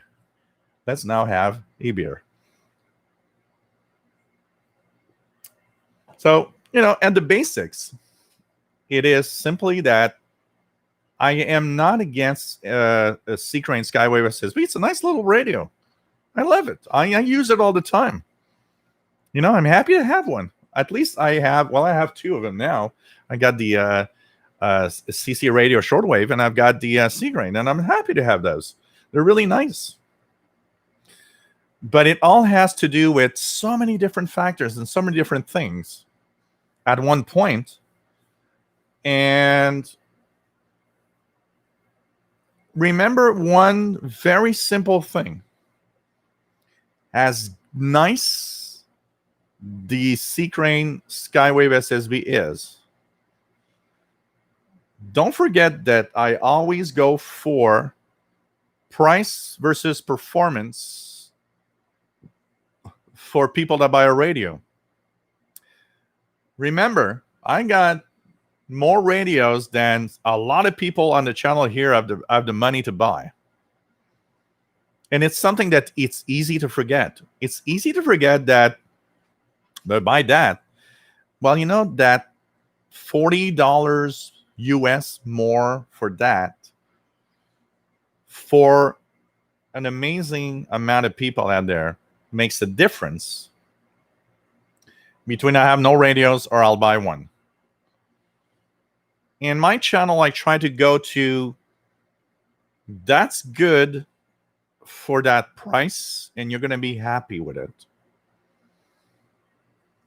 I know I could be a little intense sometimes. I know myself. I know my personality. And when I go forward and do something, I know I could be intense. But it's never in a negative way or never in a way that I don't see things, I see a lot of you out there that have the Icom ICR30 and are happy with it. Cool. I'm happy with it for one thing. I listen to D-Star nets. I find that kind of interesting. But honestly, if I had paid hard cash for the Icom ICR30, I would be pissed off that I paid that high of a price. Because here in Canada, it's like $1,000. $1,000 for a radio that I'm not happy with, that's a lot of money. So, it all comes down to performance, price, what you get, the environment you're in. It's a complex thing. And you could you could have a great experience with a radio, and I don't because of our environment. You know, the K180 WLA loop antenna is, what I understand is, if you live far from FM stations that could actually overload it, I think it's a good, it looks like it could be a very good antenna. So you could be extremely happy with it, while I'm not. So, you know, there's also the environment where we are. It's a complex thing. Mike WDX50, nice to have you on board from Northwest Arkansas. So now that I blabbered again, I'm half an hour behind in the chat, of course. Let's go. I'm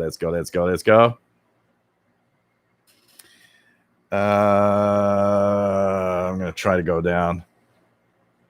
Mike, Anna, what does trunking mean? I have always wondered what that was. Okay, trunking is a way of having communication. So so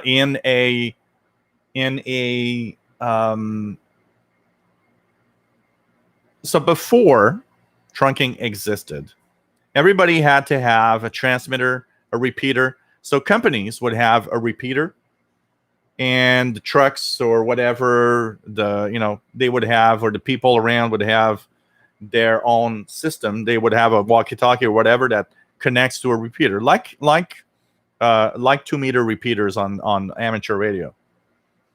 And that is nice. It extends and gives communications far away. It helps. It has one flaw. You got to talk one at a time. Now, say that you want to have multiple companies and try to save money. What they did is, okay, how much do companies talk at a time? So that means one company, if they have 10 guys around, what is the percentage of the time that they actually communicate? Say it's 15% of the time in a day. You now have 85% of the time when nothing's happening. How about we do a control system that makes multiple people use the same repeater with a certain number of frequencies, and have all of these companies and all of these people together with that same repeater?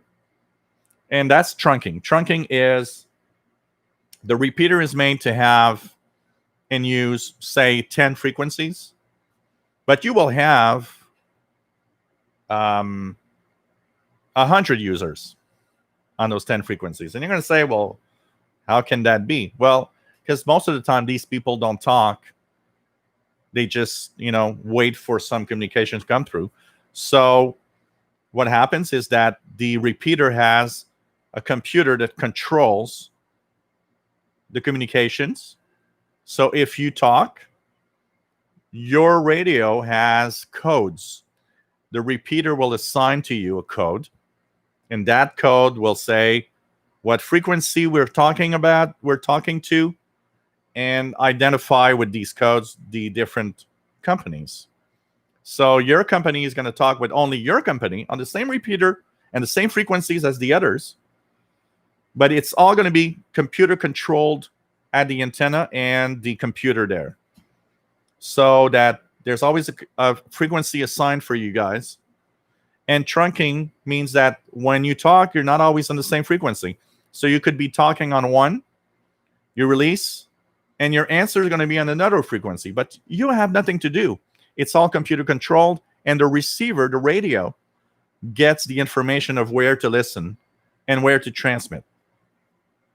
So it means you have a lot more users on one tower with a certain set of frequencies. But that computer control information is available. So a radio like this, a trunk scanner like this, has the technology to receive the codes. And when you program it properly, it knows what frequency to go to listen to follow a conversation when it hops around on different frequencies in the same repeater. So that's called trunking. It is very popular and it's still fully in use today. It means that you can have many more clients access the same repeater with a certain number of frequencies that you would have if you had to use only one repeater, one frequency, and have people that have to talk one at a time all the time. It's a very, very clever system. Mongoose, nice to have you here, my friend. Okay, let's go down as fast as we can. Once again, because I'm blabbing too much. Blabbing too much. The Paul Bain Jr., the XH data is the Delta 808, D808. What else do we have? The Blind Picker. Nice to have you on board. W0RAB, Rom in Connecticut. The Blind Ham. Cool to have you here. Tony Turtle. Nice to have you on board from Michigan.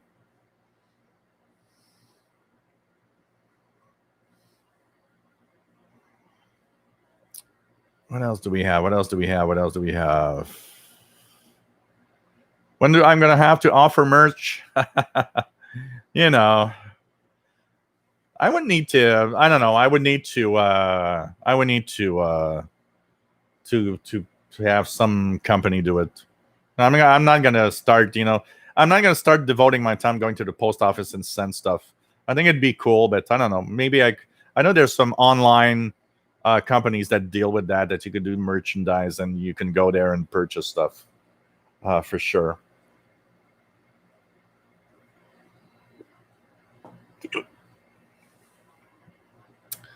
Okay, let's try to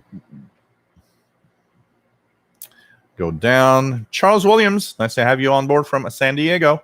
What software have you tried used with your SDR Play receivers? With the SDR Play, I've used only SDR Uno.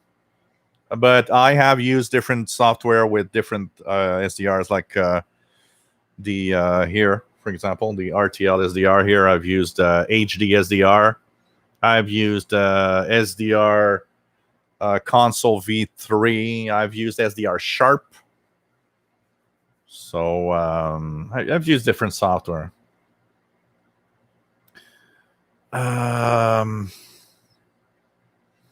David Snyder is 61 and with Satma, and I had it back in March for 6-7 days. It was caused by my asthma to be out of control. Wow. Dijan, nice to have you here from Germany. With asthma, yeah.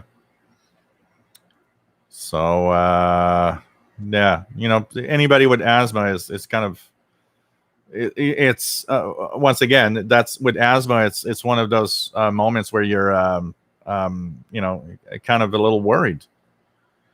So, Dijan, nice to have you here from Bavaria, Germany. What else do we have? So let me go down. Oh, morning, man. Nice to have you here from Florida, Space Coast. Jim and Robert Milligan. Nice to have you here. Been monitoring 4450 and 4457 a lot today. Earlier this morning, there were sounds that sounded pretty similar to XM Wales backwards music. Huh, interesting. Joe Tyson, nice to have you here. Yeah, you know what? I have Tenergy branded batteries for the kid in me still has 6 or 7 different remote control toys in my closet here. I've got a 4x4. I've got a Hot Wheel that is super fast. That is really amazing. I haven't used them in such a long time. I need to go out and be a kid again with my remote control stuff. I've got a remote control tank. I got a remote control boat. And because I needed batteries for the 9.6 volt batteries, I had purchased a couple of years back Tenergy branded batteries. And it's funny because, Joe, the Tenergy batteries work really well, but on my Hot Wheel, the Hot Wheel requires a lot of power to be fast. And the Hot Wheel came with a NiCad, but the NiCad lasts 20 minutes and it's over. The Tenergy are NIMH, and they are much higher rated, and it gives me an hour with the same with the hot wheel. But the first 5 minutes, while the battery gets hot, it actually is slow. And as I use it, and as the battery gets warmer, it starts getting faster and faster, and then it gets to the same speed that the Nike had. I find it so funny because, like, people, I remember a friend of mine saying, "Well, it should be faster than that." And I said, "Look, the battery's got to warm up." And he was like, "What?" Yeah, you're gonna see. And after 5 minutes, he said, "Wow, you're right. Once the battery's warm, it really, really runs." It's just so funny. But Tenergy batteries are good. Absolutely.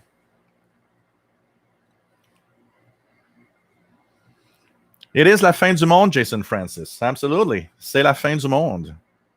So let's drink to la fin du monde.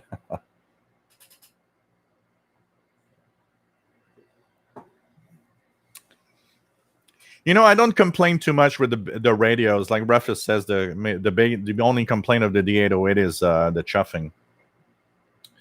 I don't complain much because I don't do a lot of tuning around. I punch in frequencies on these portables usually. Simon Templar, nice to have you on board. DJen, unbelievable. 0340 local time in Germany. Already getting bright. Oh man. I took, when I open the door, because sometimes Paul the cat wants to come in or go out at 4 a.m. I look out and it's like, wow, it's bright. That reminds me, DJen, when I would go out to the bars and go and come back home at 3 a.m. I would arrive home at like 3:45 a.m. and the sky would start to get blue, and I was like, oh man, this is so weird.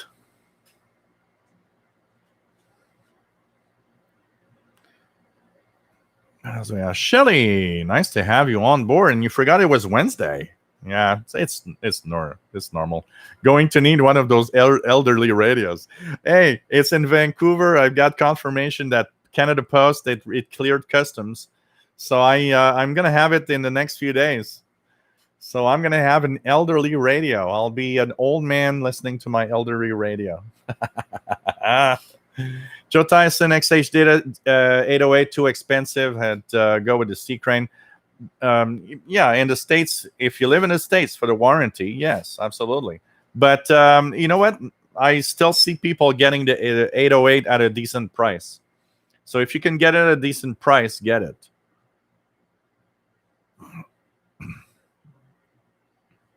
What else do we have? Yeah, it's 10:04 p.m. here now. And I'm getting there. 20 minutes behind, guys. Jason Francis just ordered an XH Data D808. I'm not concerned with this chuff sound. I will be my on-the-go radio when I am doing serious sit-down listening, care more. Otherwise, I am in it for the fun. You're going to be happy. It's an amazing radio. The D808 is an amazing radio. I can tell you that. The agent says here it's in the middle of the night. Normally, I would not be up at this time, but I just listened to AWR Wavescan to hear my reception report. No need to go to school this week. Oh, man, that reminds me of when I was going. Oh, man, you're reminding me when I was actually a teenage and I was waking up. I remember when Radio Moscow would read my letters on the air, I would listen to like 10 different,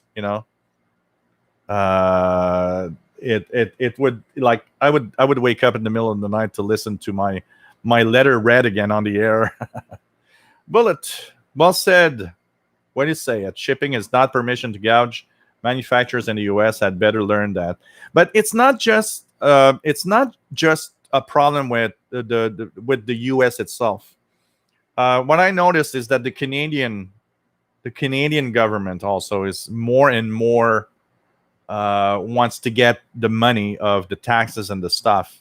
And what I noticed is that when I would buy stuff on eBay 5 years ago, it just go through. Now I get stuff that cost $100 and I got to pay $20 here or more.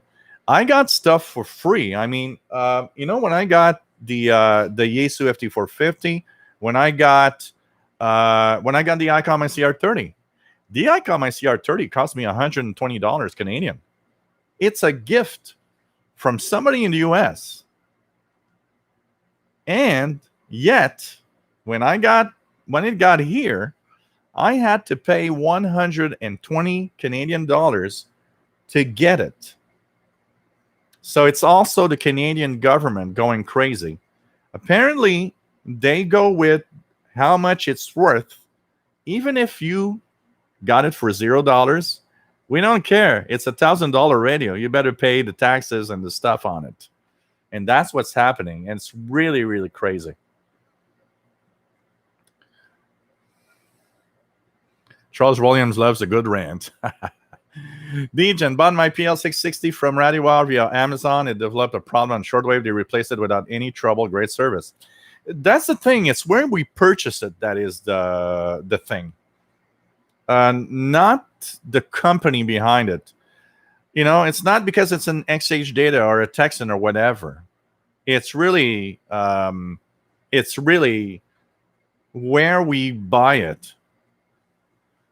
Nick said, yep, the import duties that people have to pay in other countries is crap. VAT taxes are so lousy. It's crazy. And, you know, 5 years ago, I didn't have anything. I still remember when I got my Texan PL600, me and one of my best friends, we purchased it at the same time. And he got his 2 days before I got mine. He got his, no fees, no nothing. I got mine. At the post office, they said, you owe us $26.50. And I'm like, what? And I said, a friend of mine ordered the same thing, and then you got to pay the taxes and whatever. It's like, okay, this is like, you know, it's like spot check. But what I see is that it doesn't happen anymore. When you get something that's kind of expensive, you now start getting a lot of import taxes and duties. Look at the W6LVP loop, okay? Just to say, if you guys in the US wonder why Canadians don't buy as much from you guys of whatever, it's not because we don't necessarily like you, but look at the W6LVP loop. It comes from California. So I purchased the antenna. It was $249. Add filters became to $325. So we're $325 US. I had free shipping, thank God. Then it became the money exchange. So Canadian dollars is crappy right now with the US. So that means that 325 US dollars came to about 460 Canadian dollars. And that 460 Canadian dollars, when I got the antenna at the post office, I had to pay $100 for taxes and everything. So that 460 became 560 Canadian dollars. So I got a almost $600 antenna there. I got an MLE30 for 44 US dollars with zero import charges, zero whatever. That actually performs the same. I gotta tell you, I could have more than 10. No, well, let's translate the 44 in Canadian. It's $60. I could have 10 MLE30s for one W6LVP loop. I mean, it's getting crazy. The exchange and everything is getting crazy, and the taxes and all. And you know what? It's a problem because we buy less from other countries because it's now too complicated. You know, I have a hard time buying from the US now because I don't even know how much it's going to cost me when it gets here. When you buy from a big, even on eBay sometimes, but when you buy like from Amazon tells you, look, we'll take the import duties and everything and taxes. Here's how much it's going to cost you on shipping for that. No, I like that because it tells me, okay, that is $70, and you tell me for $30, the import duties, the taxes, everything is going to be taken care of. I've got no surprise at home. So okay, sometimes I'll do like, okay, even though it's so expensive that a normal decent guy will probably never purchase it.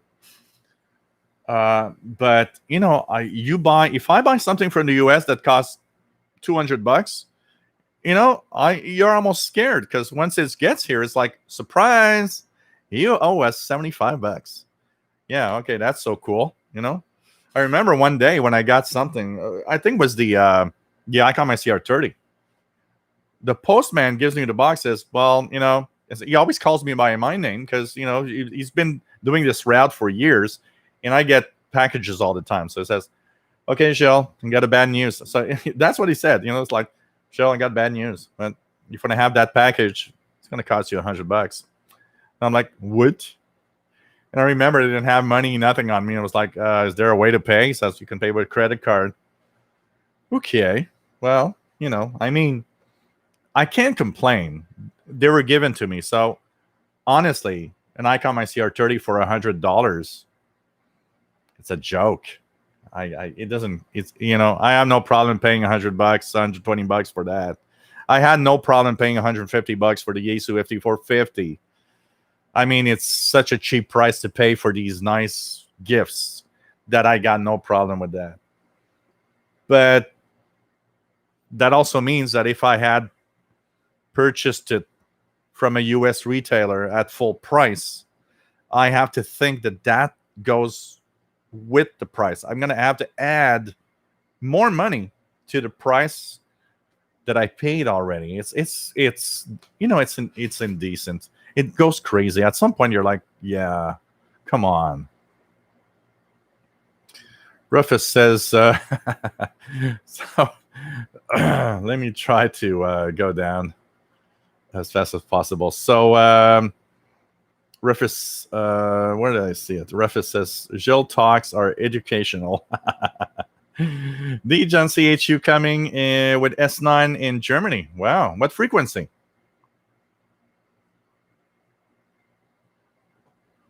William Helms, nice to have you here from Florida.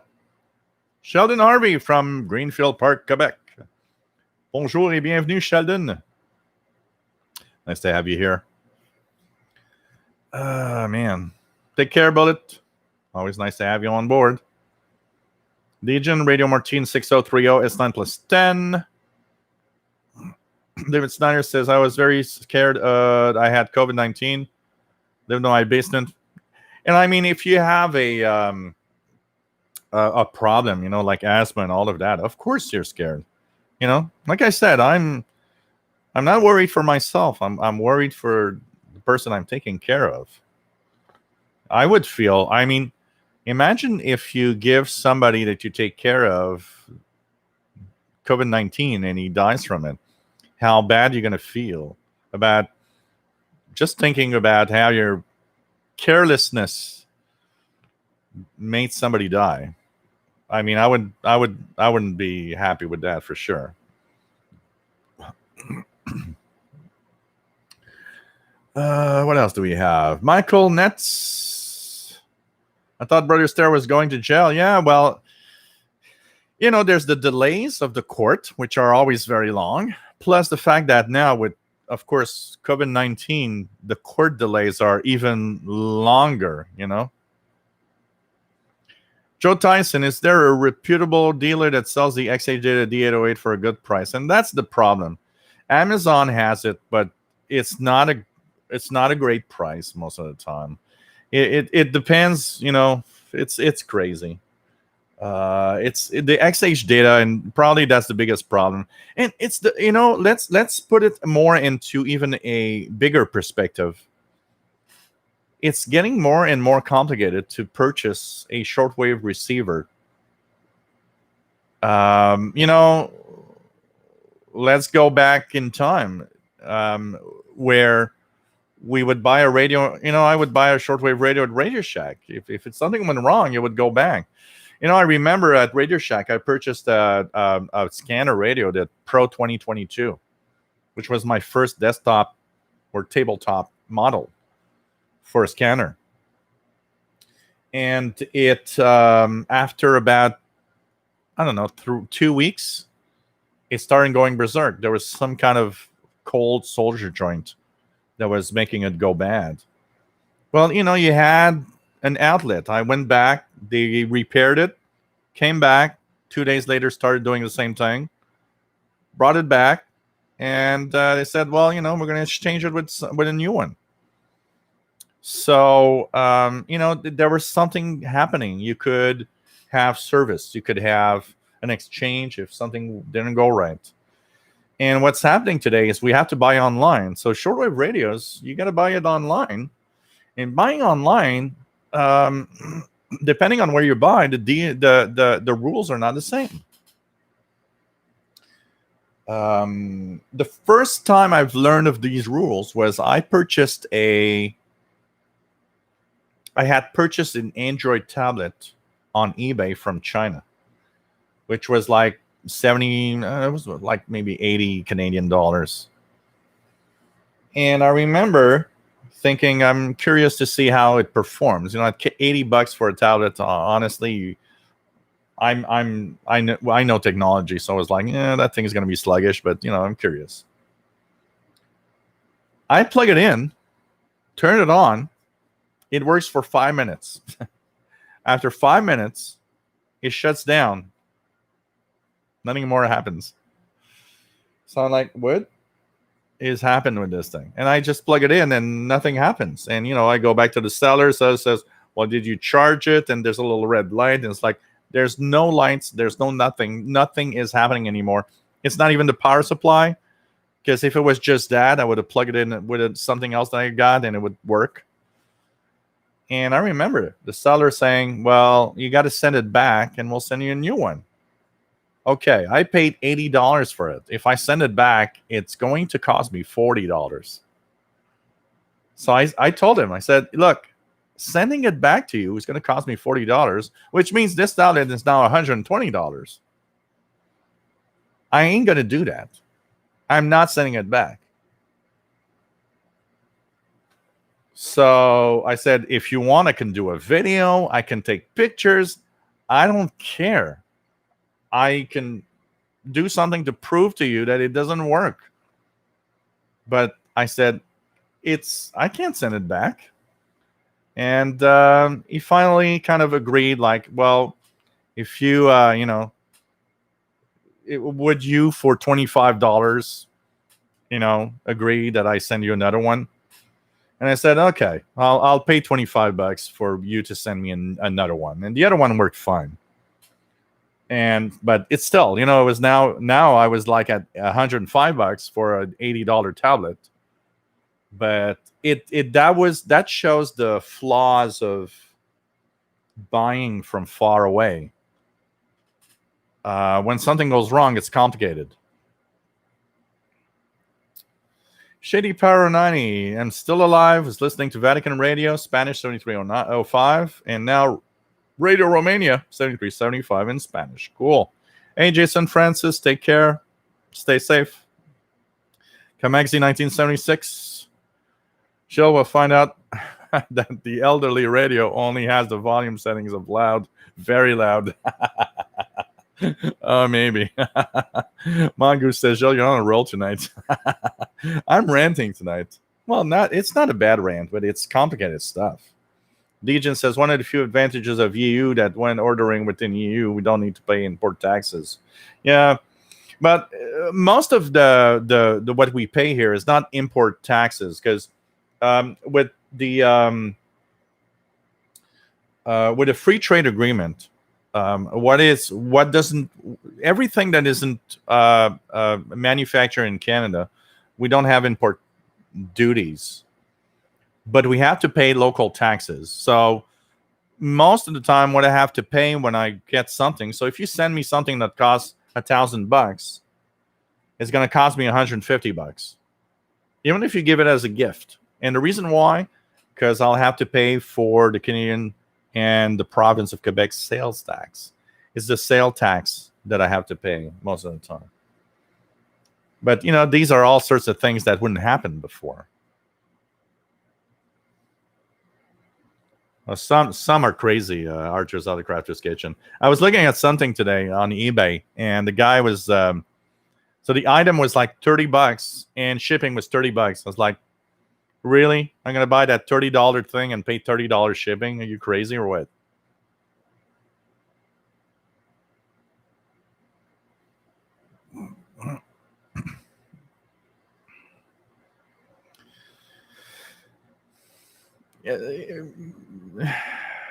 Yeah, I know, Dijon. It is somehow what the government wants you to do is stop buying everywhere else. But the problem is that, nothing is made here anymore. You got to buy it somewhere else. Matt says, I was looking into the RTL SDR FM band blocking filters suggest to you. It went from 15 US to 60 Canadian because of shipping and taxes. Crazy. It is crazy.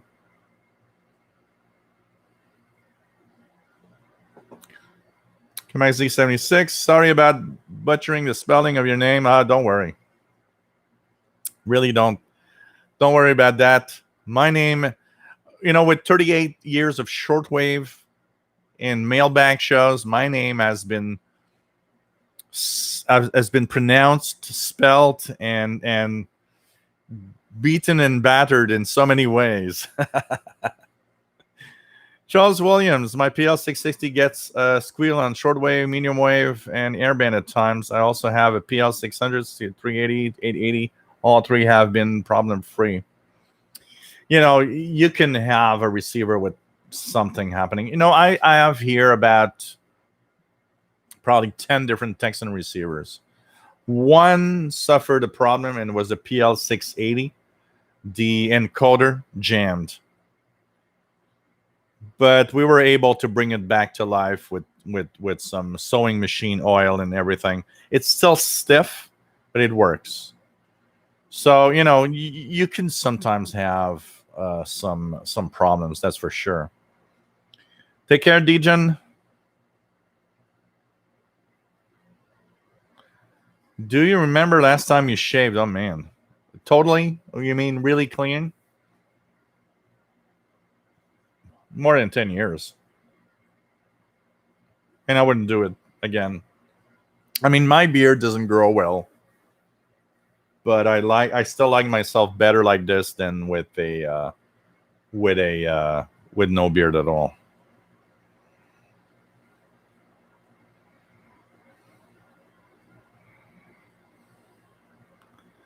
Shady Pyro 90, I wonder if Radio Vanna Cuba gonna send me stuff in a package when the postal service is restored.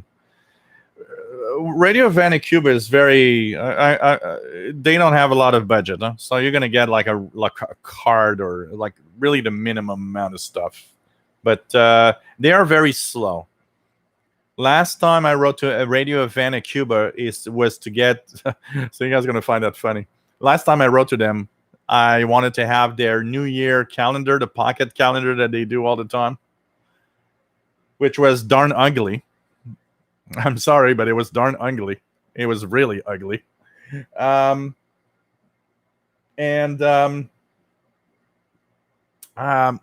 sent for the pocket calendar in November, and I got it in June. So at least it was good for 6 months.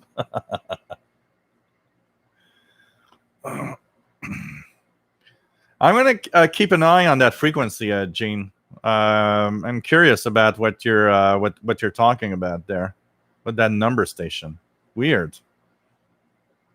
Yes, I am still a woman on my my Radio Budapest cards. And I told him so many times. I mean, look at that, guys. I have one really close here. I don't have one close, but I must have one real close. Yes, I must have one. Oh, man. I'm not finding it. So sad. I must have one not that far away, but yes. In the Budapest Shortwave Club, I was Miss Gilles Le Tourneau. I was a girl. And I told them Oh man, I wrote to them dozens of times and it never changed. I was like, okay, forget it. Prasad says here, anything below 5,000 Indian rupees, I would guess. Sent as a gift is not taxed, but now they are reconsidering it as a lot of gifts are starting to arriving. Yeah. Hey, Nick, good night. Time. Take care, my friend. Always nice to have you on board. Always nice to have you here. What else do we have? Kamaxi76, too bad we couldn't get Radio Vanny Cuba to send us a code key for Cuban number lady. That would be great. Oh, man. William Moser, how is the weather station you have? Like it? I love it. I love it. It's great. Been really happy with it. Got it at Christmas. Made myself a little gift. Really, really enjoy it. It's very nice. Works great. Works great. What else do we have? Matt, I wonder if RTL SDR is a Canadian website. It would seem odd that their stuff would all be imported for Canada. When I purchased the RTL SDR here, because there's a little trick here, by the way. Anything below $50 does not have taxes to be paid. That's a rule. But when I purchased this, it was 29. What was it? $24.95 or $29.99 or something like that. US, which came to, I don't know, $38, $39 Canadian. So that went through and was okay, and it was a decent pricing.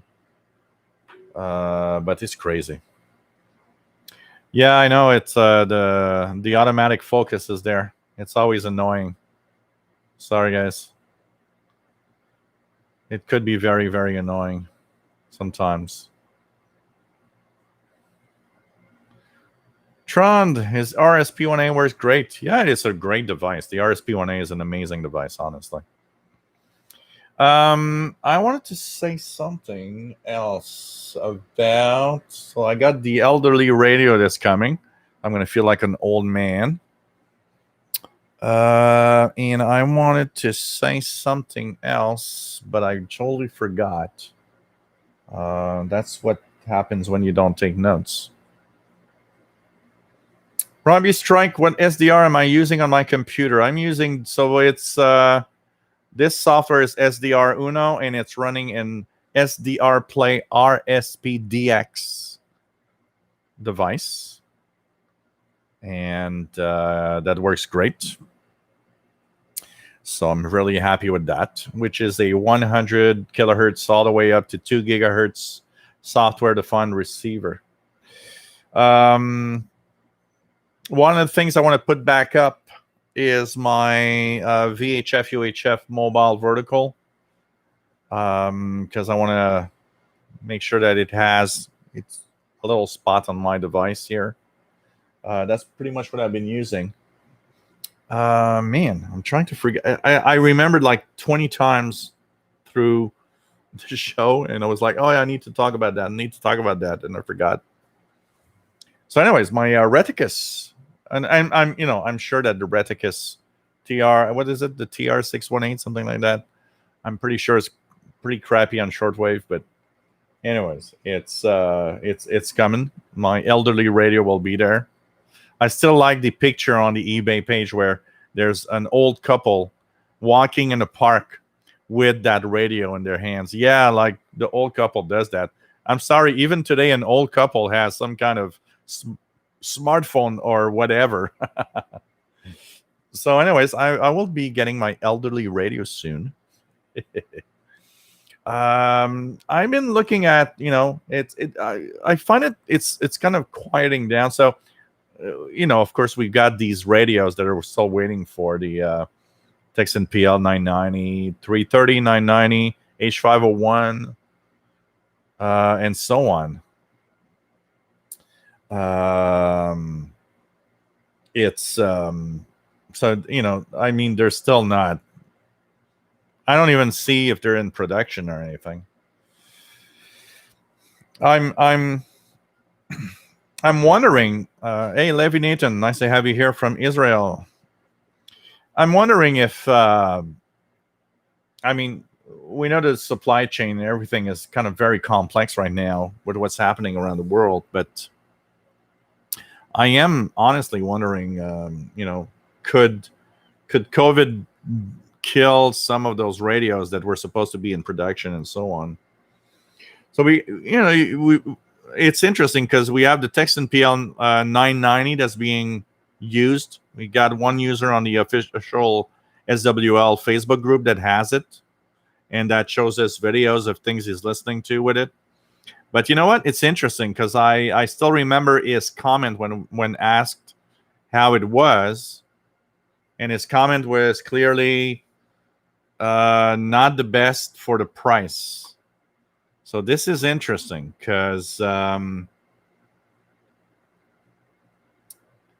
what he has probably, and I would guess, is the first production run of the Texan PL's 990.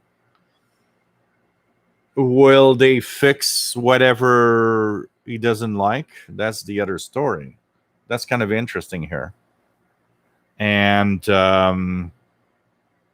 but it did make me think, when he said it's not the best for the price. That's interesting. It's not the best for the price. These are expensive. The PL 990 is not going to be a cheap radio. It's going to be I'm not going to buy one.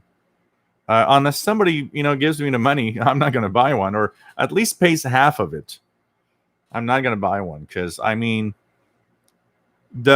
right now, the PL 990, the websites that have it on sale, which still isn't the real thing, and you got to be careful with that too.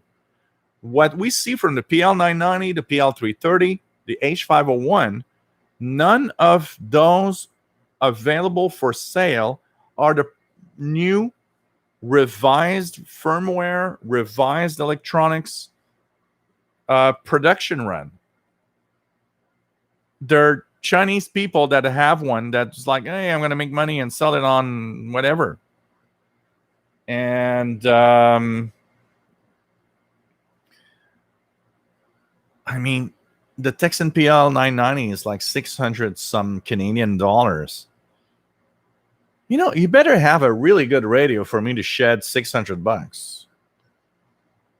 I know it sounds advanced and sounds like it has a lot of features. It's bigger, looks cool. Is it worth $600? That's where I'm not there. I'm not there. I am not there. $600. No, I'm not there. I am really not there.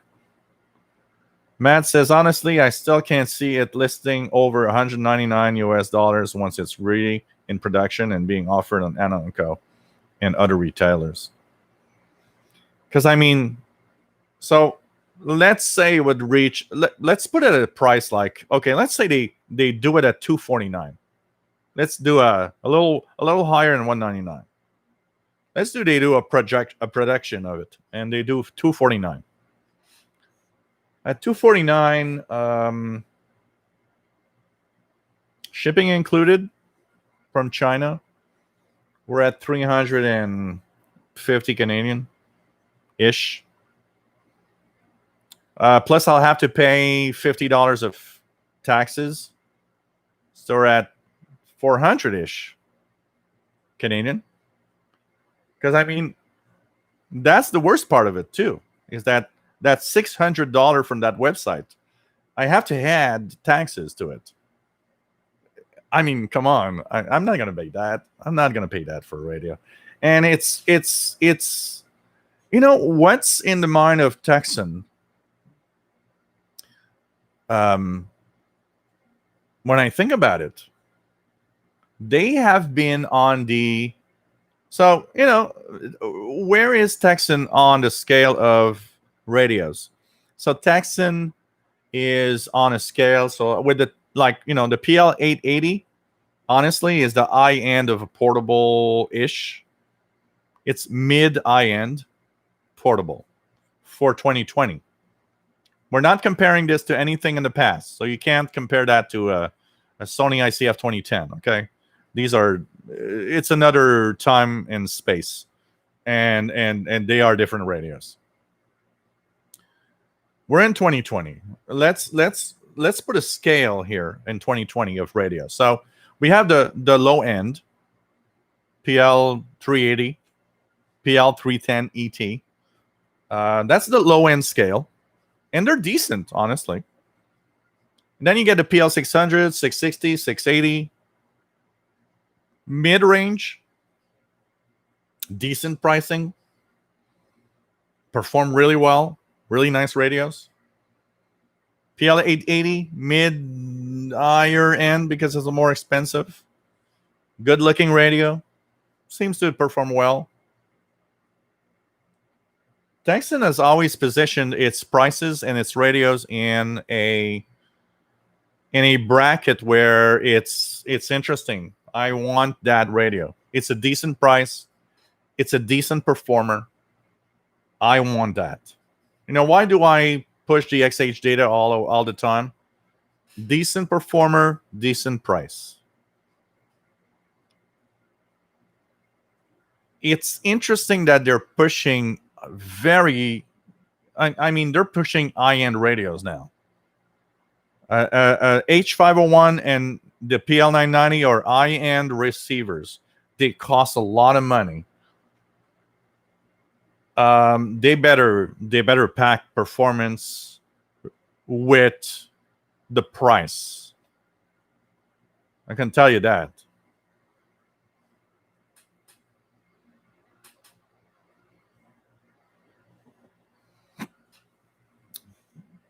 And that's the interesting part of it. So, I think what's happening here, and you know what, Matt? I was wondering about that.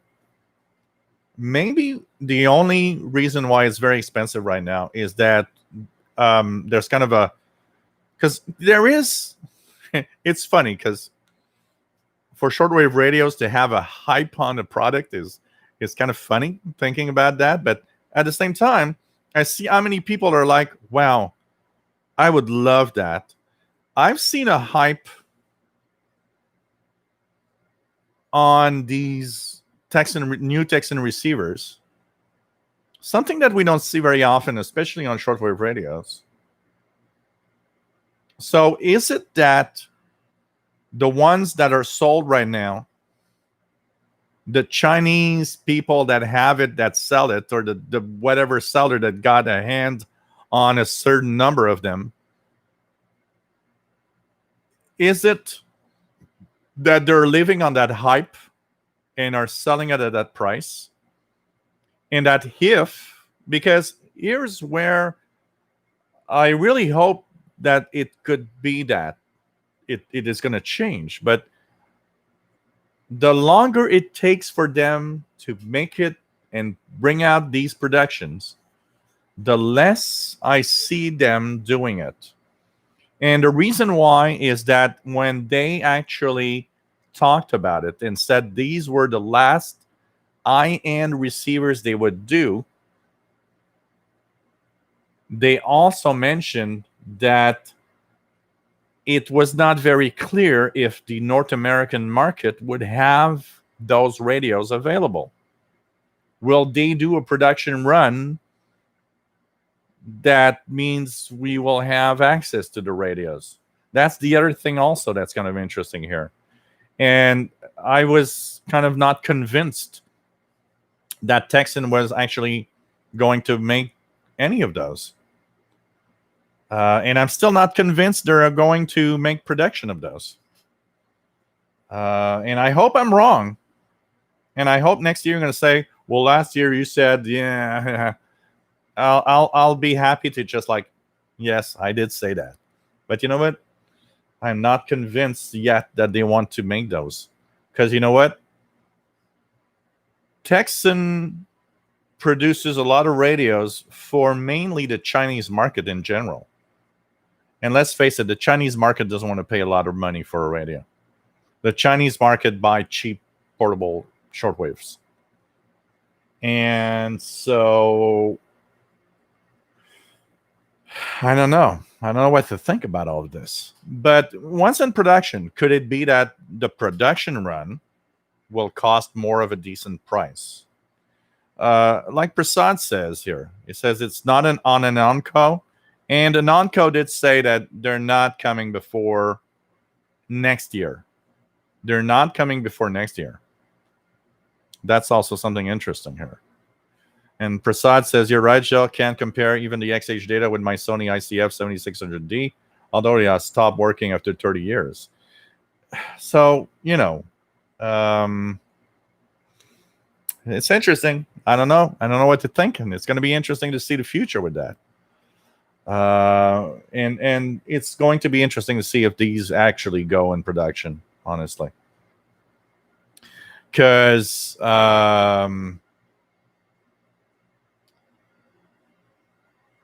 we're in a different state right now in the markets of all of this. I cannot see Texans selling a lot of $600 radios. Even if it was okay. I don't know if you guys have seen it, but for those that know what we're talking about, okay, would you buy a Texan PL990 for $299 US? We're gonna price it at $299 US. All I want to see is yes or no. No, you don't have to comment. Just yes or no. Okay? If they would say, and if we would see that it's a great radio, portable radio from Texan, would you buy that at $299 US? So Rick Saw Jack says no. Matt says no. I don't know. And from Texan, I have a hard time. Artist Autocrafters Kitchen says no. Rufus says no. Tom the Extra says no. I mean, Joe Tyson, no. Prasad, no. Okay. As people answer, rephrase this. Would you buy it at $199 US? $100 less?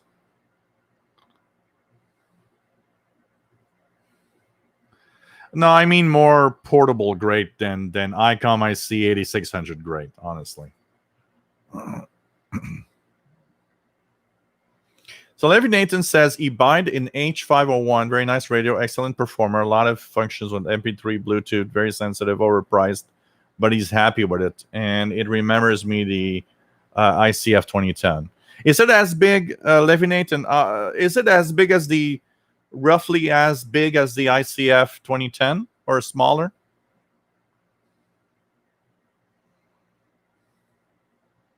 I'm curious. Here also it comes down to, sorry, how happy you are with whatever you have. Because, I mean, some people, look, this is a great example. This was totally overpriced when I bought it, but I got some great time with it and was happy with it. There's also that side of things sometimes, but, it's crazy. Okay. 199 is maybe or unsure. Perhaps. Okay. It's interesting. We're doing our own market research here. So if Gilles would produce a Canadian-made shortwave receiver, what is the price range that you guys are looking for? If it's made in Canada, it's probably going to cost $1,500.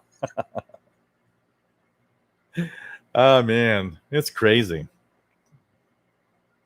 It's crazy.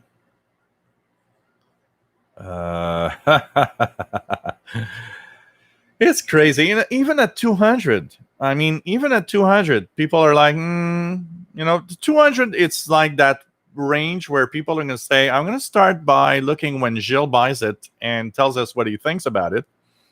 And if he's like not with the ICOM ICR30 saying it's crap for the price, we're going to buy it,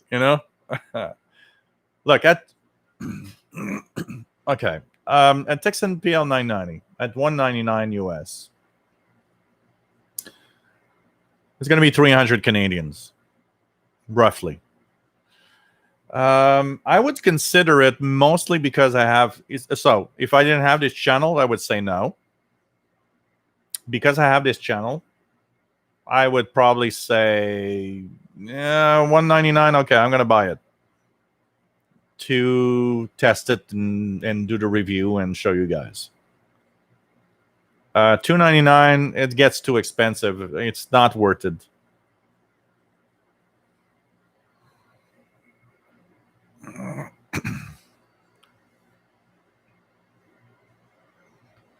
Interesting. It's the same size. Wow. So it's a big radio. It's a really big radio. Because I mean the ICF 2010 is a big radio. It's a big portable. Kind of interesting. A really big portable there. Huh. Okay.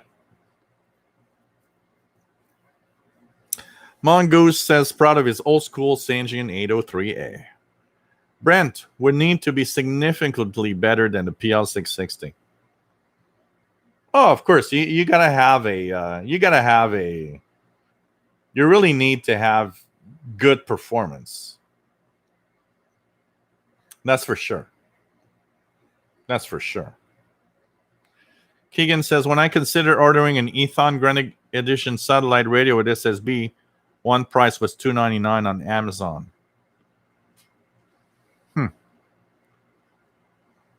David Nathan, same size, no airband. Huh. Okay. Keegan says, waited till it was $199 on Amazon. And there's a price point, that's for sure, for all of us. There's really a price point where we might consider buying something depending on the price. Matt says, I always wait for reviews to come in. They make nice radios, but every one of them seems to have this or that little complaint. I'd pay $200 if it's excellent at everything and had no complaints. Huh.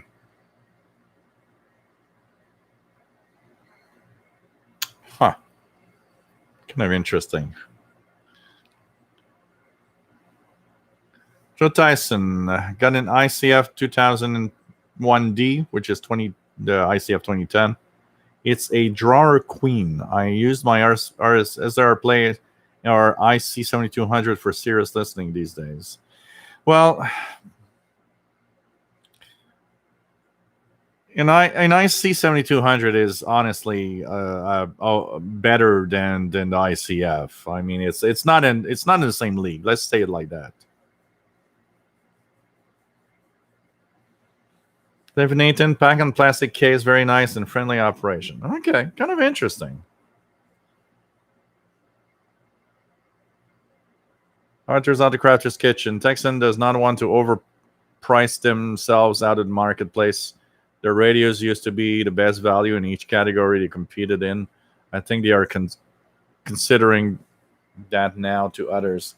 Conceding that now to others. Yeah.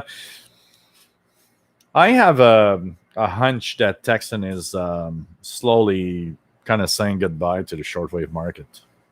I don't know. And I mean, it must be a tough market also to get there in China, even in China. Because if you look at all the Chinese crap shortwave that exists,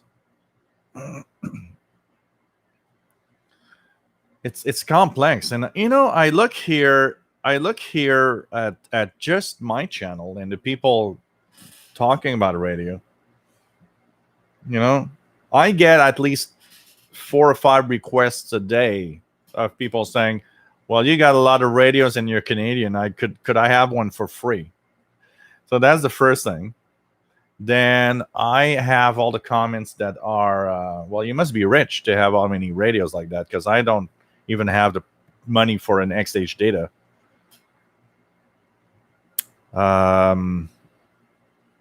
Then you're looking at, how much money does somebody want to spend on a radio for real?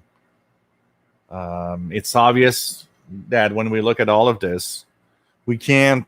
We understand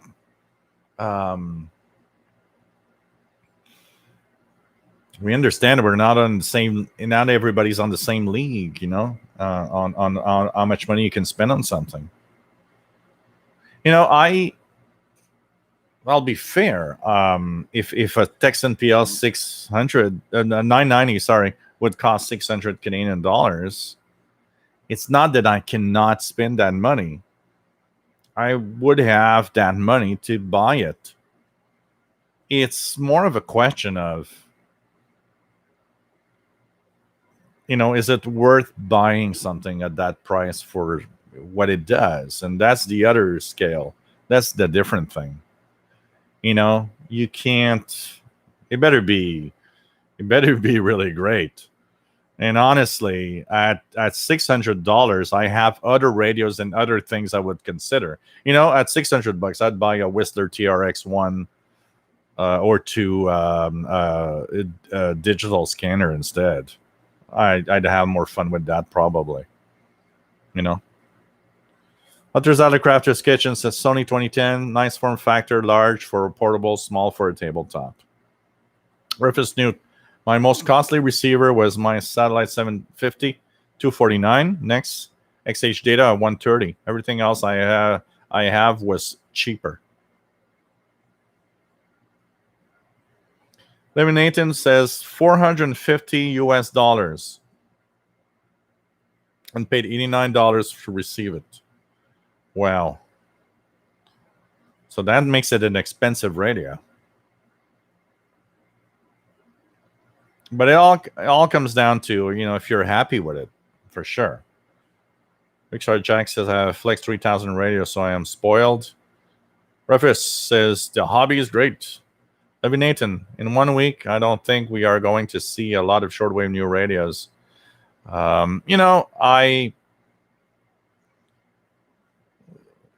The market is there. It's changing, and there's a lot of stuff. But the offering of new shortwave radios is probably lower than it was 5-10 years ago. It's interesting where we're heading. And I don't know. We'll see. I think it's gonna be interesting to look at what's next and what will be offered to us. And just, I think we have to be happy with our radios anyways. I think it's, we are spoiled, honestly. And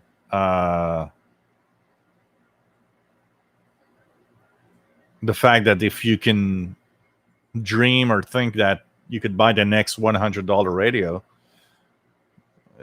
part of it is we are spoiled because we have the luxury of doing it, but it's crazy. Prasad, for me, it's even harder. 71 Indian rupees for a US dollar. Wow. Tron, 10 years. You're crazy. Hey, you look good and sing like a king. I see a tour show on YouTube.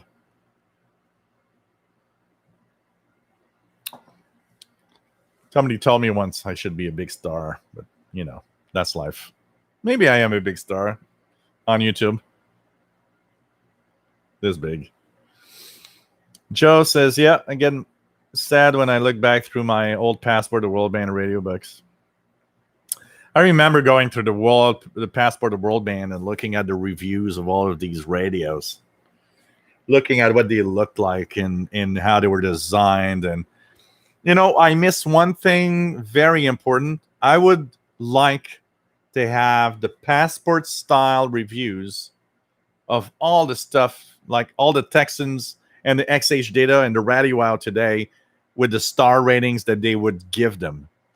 I mean, they had the laboratory.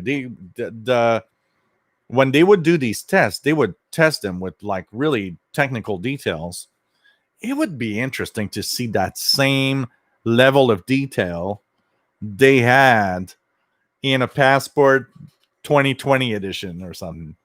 Because I mean, I don't know how many times I would go through all of these radios and their reviews to look at them and kind of like look at what's good and what's bad and so on. And and see, because that's the other thing also. When you would look at the passport, you would want to know the radio I have. How is it rated in there? Oh man, it's a 2-star. I got a crap radio. That's also something. Hey, Trucker Daddy, nice to have you on board, my friend from Sherbrooke. Happy Saint Jean. Oh man, it's crazy. Artist Auto Crafters says maintaining vintage and current radios is a better investment than always listing after new ones. Honestly, if I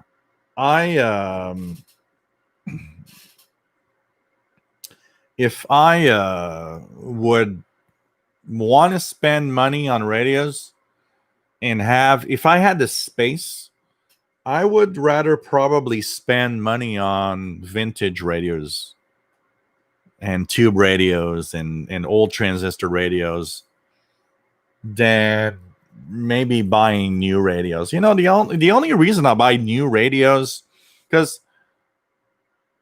10 years ago, 5 years ago, I would buy new radios because I wanted new radios. Honestly, I buy new radios today because I have this channel and I want you guys to know what I think about it. More than anything else.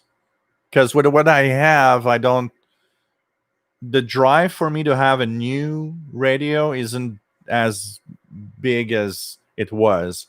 But the drive that I have of buying a vintage or an old transistor radio, that's still there. That's like, I'd like to have a tube radio and or whatever, or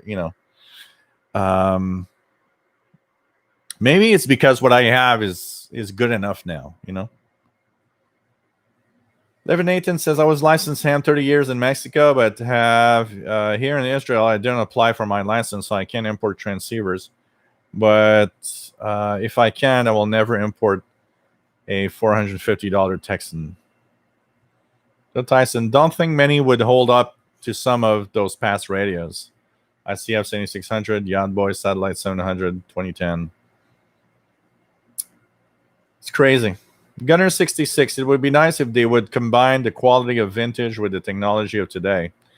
If they would do that, it would be overly priced, and that's the biggest problems.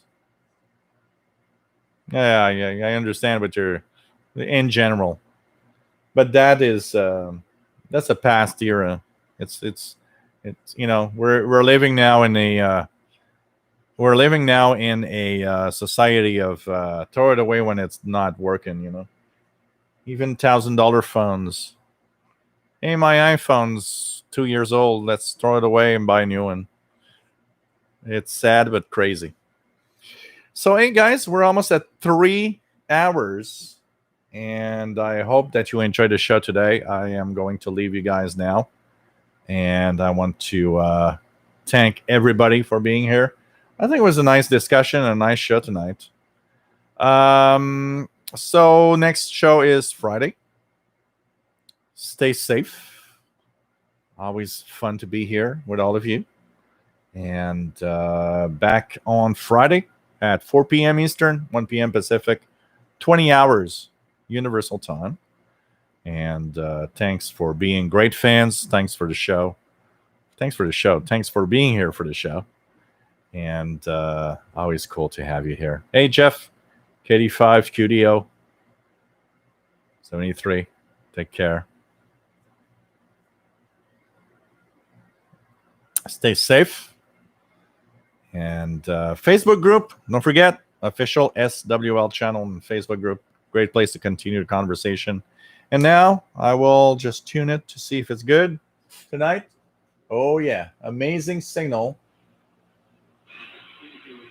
from Radio New Zealand. That's going to be my listening. It's 11 p.m. here, so the next 1 hour and a half, 2 hours for me is Radio New Zealand, having maybe another beer, and listening to this amazing signal from way down the other side of the earth. The only signal left that kind of reminds me of Radio Australia somewhat. So thanks, everybody, for being great fans. Always really cool to have you guys here. Stay safe, and bye bye.